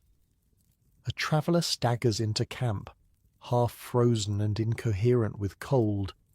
He's quickly brought to the medical tent, where Doc Peterson treats him for severe frostbite and hypothermia. When he can finally speak, his story sends a chill through the camp that has nothing to do with the temperature. Hooverville outside Seattle collapsed, he reports. No organization, no preparation. When the cold hit, it was every man for himself, fighting over firewood, stealing food. Then the influenza came. He pauses, eyes haunted. 200 people, maybe 30 survived. The news spreads quickly, reinforcing the seriousness of your situation. That night, Mother Jones calls a community meeting to address growing fears. What happened in Seattle could happen here, she acknowledges frankly. If we abandon our systems, if we stop working together, if we panic. She looks around the gathered faces illuminated by firelight. But we won't. Because we've built something stronger than just a collection of individuals. We've built a community that functions like a single organism, each part supporting the others. Her words strengthen collective resolve. The next day, despite temperatures remaining below zero, work parties form with renewed purpose, gathering additional firewood from increasingly distant sources, reinforcing shelters, checking on the elderly and ill. You find yourself working alongside Ellis, the former factory foreman, breaking up an abandoned shed 5 miles from camp for its lumber. "Heard you were setting up rationing changes," he says, as you both pry boards loose from the frozen ground. "Calorie banking," you confirm. "Those doing heavy physical work get additional rations, but bank a portion for those who can't work due to age or illness. Everyone stays alive. Work gets done." Ellis nods approvingly. "Production efficiency with human values. Better than any factory I ran." By early February, new challenges emerge. The influenza reported in Missoula reaches your main camp despite precautions. The first cases appear at the eastern section of the jungle, primarily among newer arrivals with less robust shelters. Doc Peterson immediately implements quarantine measures, creating a separate treatment area and assigning specific caregivers who don't circulate with the general population. His knowledge of basic infection control, likely learned during the 1918 pandemic, proves invaluable. Basic principles, he explains during an emergency meeting: isolation of sick, hand washing between patients, masks for caregivers, limited contact. Resources are diverted to medical needs, the best shelters assigned to the ill, extra firewood allocated to maintain healing temperatures, food shares adjusted to provide more calories to the sick and their caregivers. You find yourself working triple shifts, maintaining resource records, coordinating between healthy and quarantine areas, and still participating in essential gathering work. Sleep becomes a luxury measured in hours rather than nights. "You're pushing too hard," Jack warns one evening, finding you still working by candlelight long after most have gone to sleep. Exhaustion makes you vulnerable. Body can't fight illness without rest. You know he's right, but there's so much to manage. The influenza has now affected nearly a quarter of the camp. Food reserves are declining faster than projected. Communication with 3 satellite camps has been lost entirely. "System's only as good as the people running it," Jack reminds you, "and people need sleep." That night, you finally allow yourself 8 full hours of rest. You wake feeling more clear-headed, recognizing the wisdom in Jack's warning. Survival requires sustainable effort, not heroic burnout. Mid-February brings the first hint of improvement. Daytime temperatures occasionally rising above zero, the sun noticeably stronger when it appears. The influenza reaches its peak and begins to recede, though not without cost. 7 community members have died despite all efforts, mostly elderly or those already weakened by months of hardship. Each death is marked by a simple ceremony. Bodies are buried in ground laboriously excavated from the frozen earth. Possessions are redistributed according to community guidelines. Names are recorded in Mother Jones's logbook, a memorial and a reminder. "Lost fewer than most places," Doc Peterson observes after the last burial. "Seattle Hooverville lost nearly 80%. We lost less than 15% of those who got sick, and only about 5% of total population." The numbers are cold comfort to those who knew the deceased, but they validate the community's approaches. Your systems have kept the majority alive through conditions that decimated less organized groups. By late February, contact is re-established with most satellite camps. The news is mixed. Significant hardship everywhere, some locations abandoned entirely, but overall survival rates much higher than in conventional Hoovervilles or urban slums. Railroad bulls found the Yakima outpost, reports a messenger who managed the difficult journey. Destroyed everything, but our people had warning from the communication network. Relocated according to emergency protocols. No casualties. March arrives with alternating thaws and freezes. The worst of winter has passed, though danger remains. Food stores are critically low, with many days reduced to minimum rations. But signs of coming spring bring renewed energy to the community. Planning begins for what was once unimaginable, a second year of permanent settlement. Need to start seedbeds soon, advises an elderly woman who joined the community after losing her farm to bank foreclosure. Can grow vegetables on that south slope. Good sun there. Others begin discussing expanded shelter areas, improved water management systems, even small-scale manufacturing of essential items. What began as emergency survival has evolved into something approaching a permanent alternative society. One unusually warm day in mid-March, you hike to a ridge overlooking the jungle.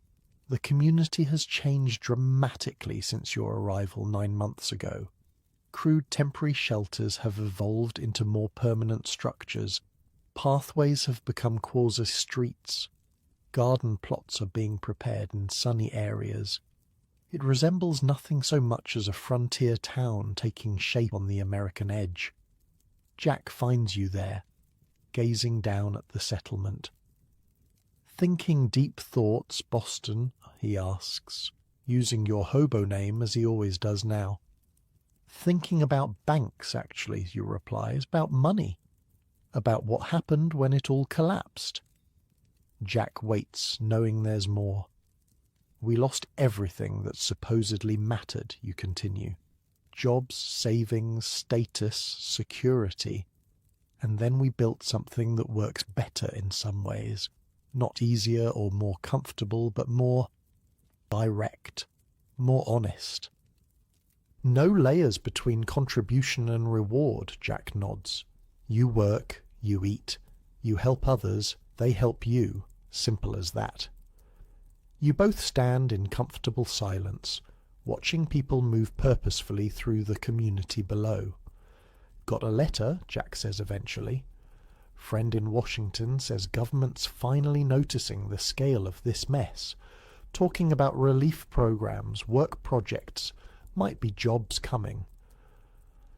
The news should be welcome, but you feel strangely ambivalent. Think people will leave? Go back to conventional jobs if they appear? Some will, Jack acknowledges. Hard to blame them. But others...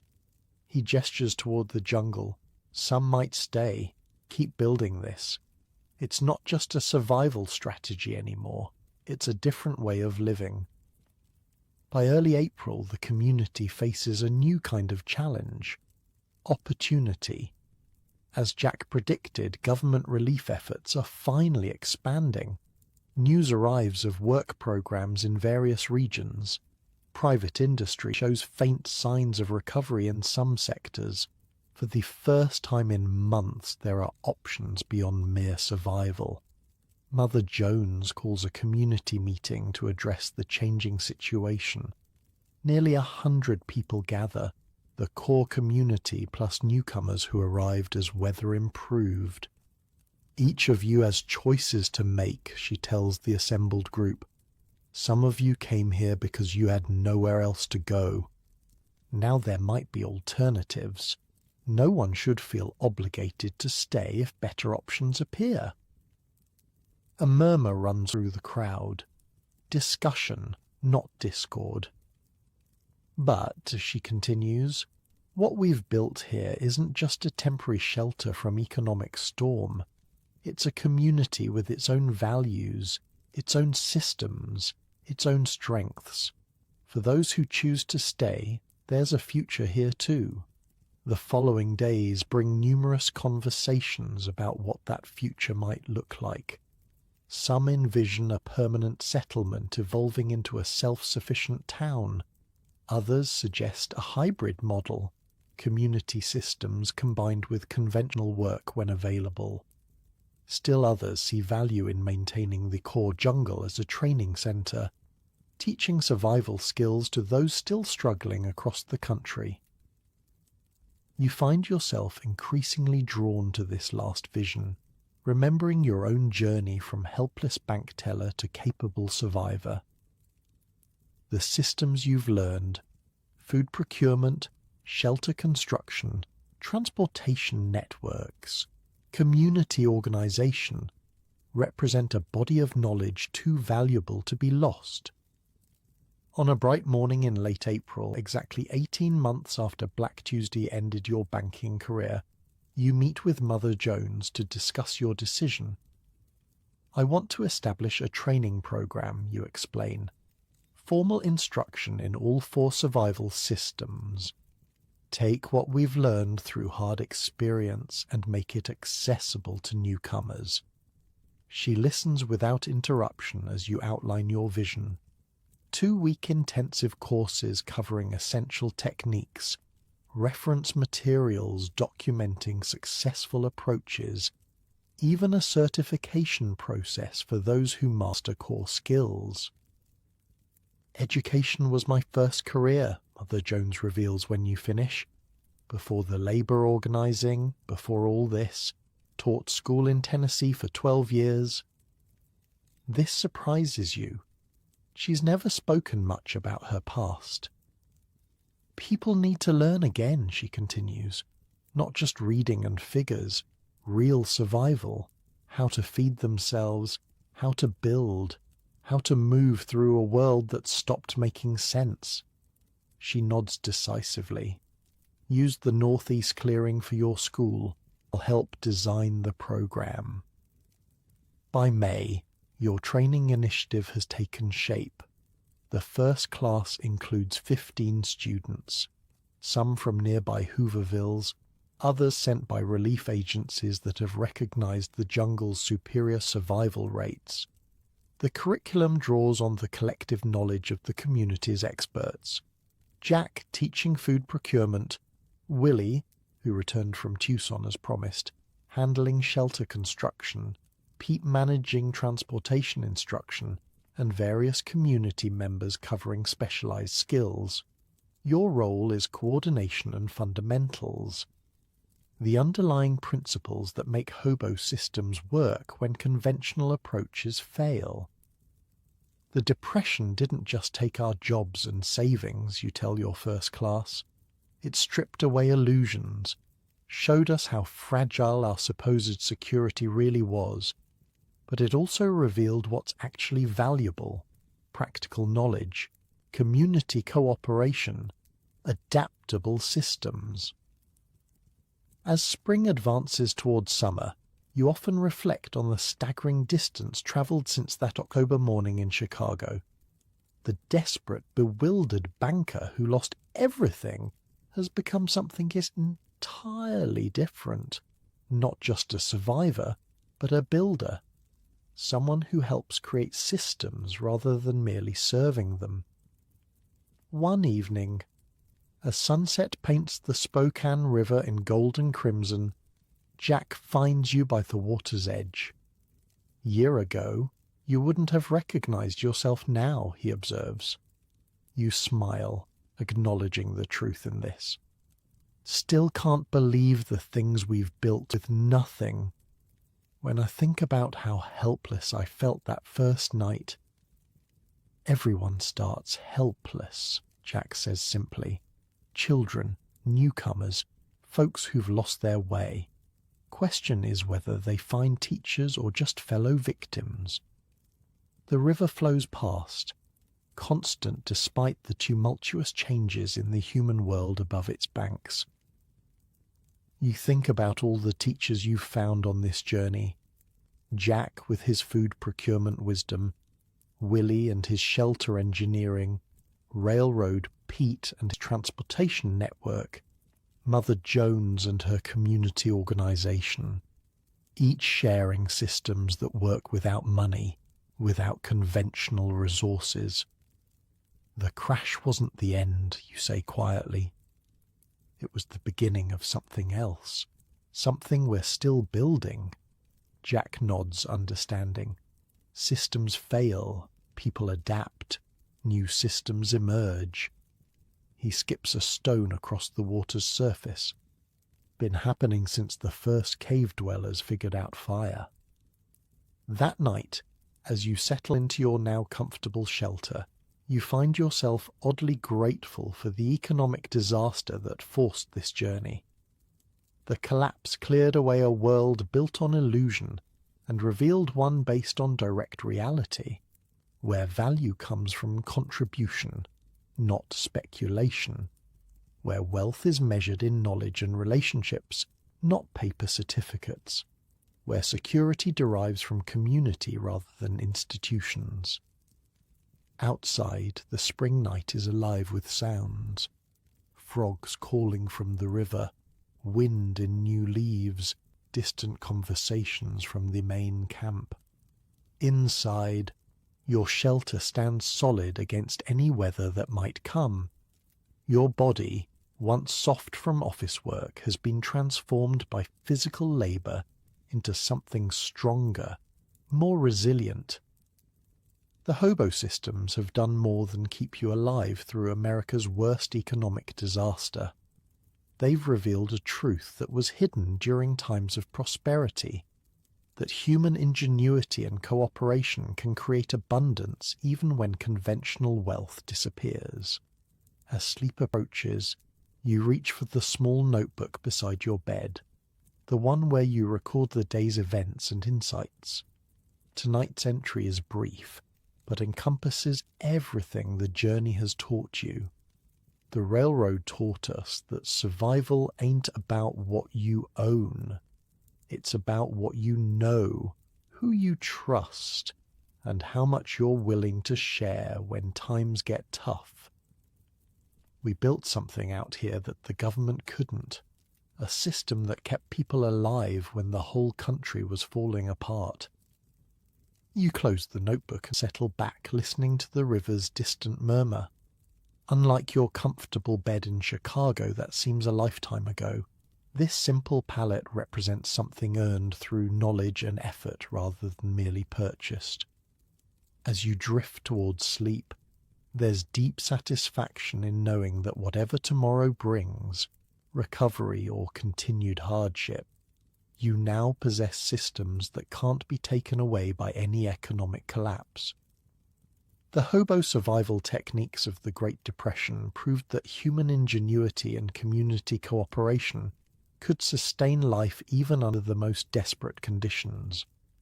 These methods, food procurement without money, shelter construction from waste materials, transportation networks using freight trains, and community support systems, provided a blueprint for survival that remained effective long after the Depression ended. As you sink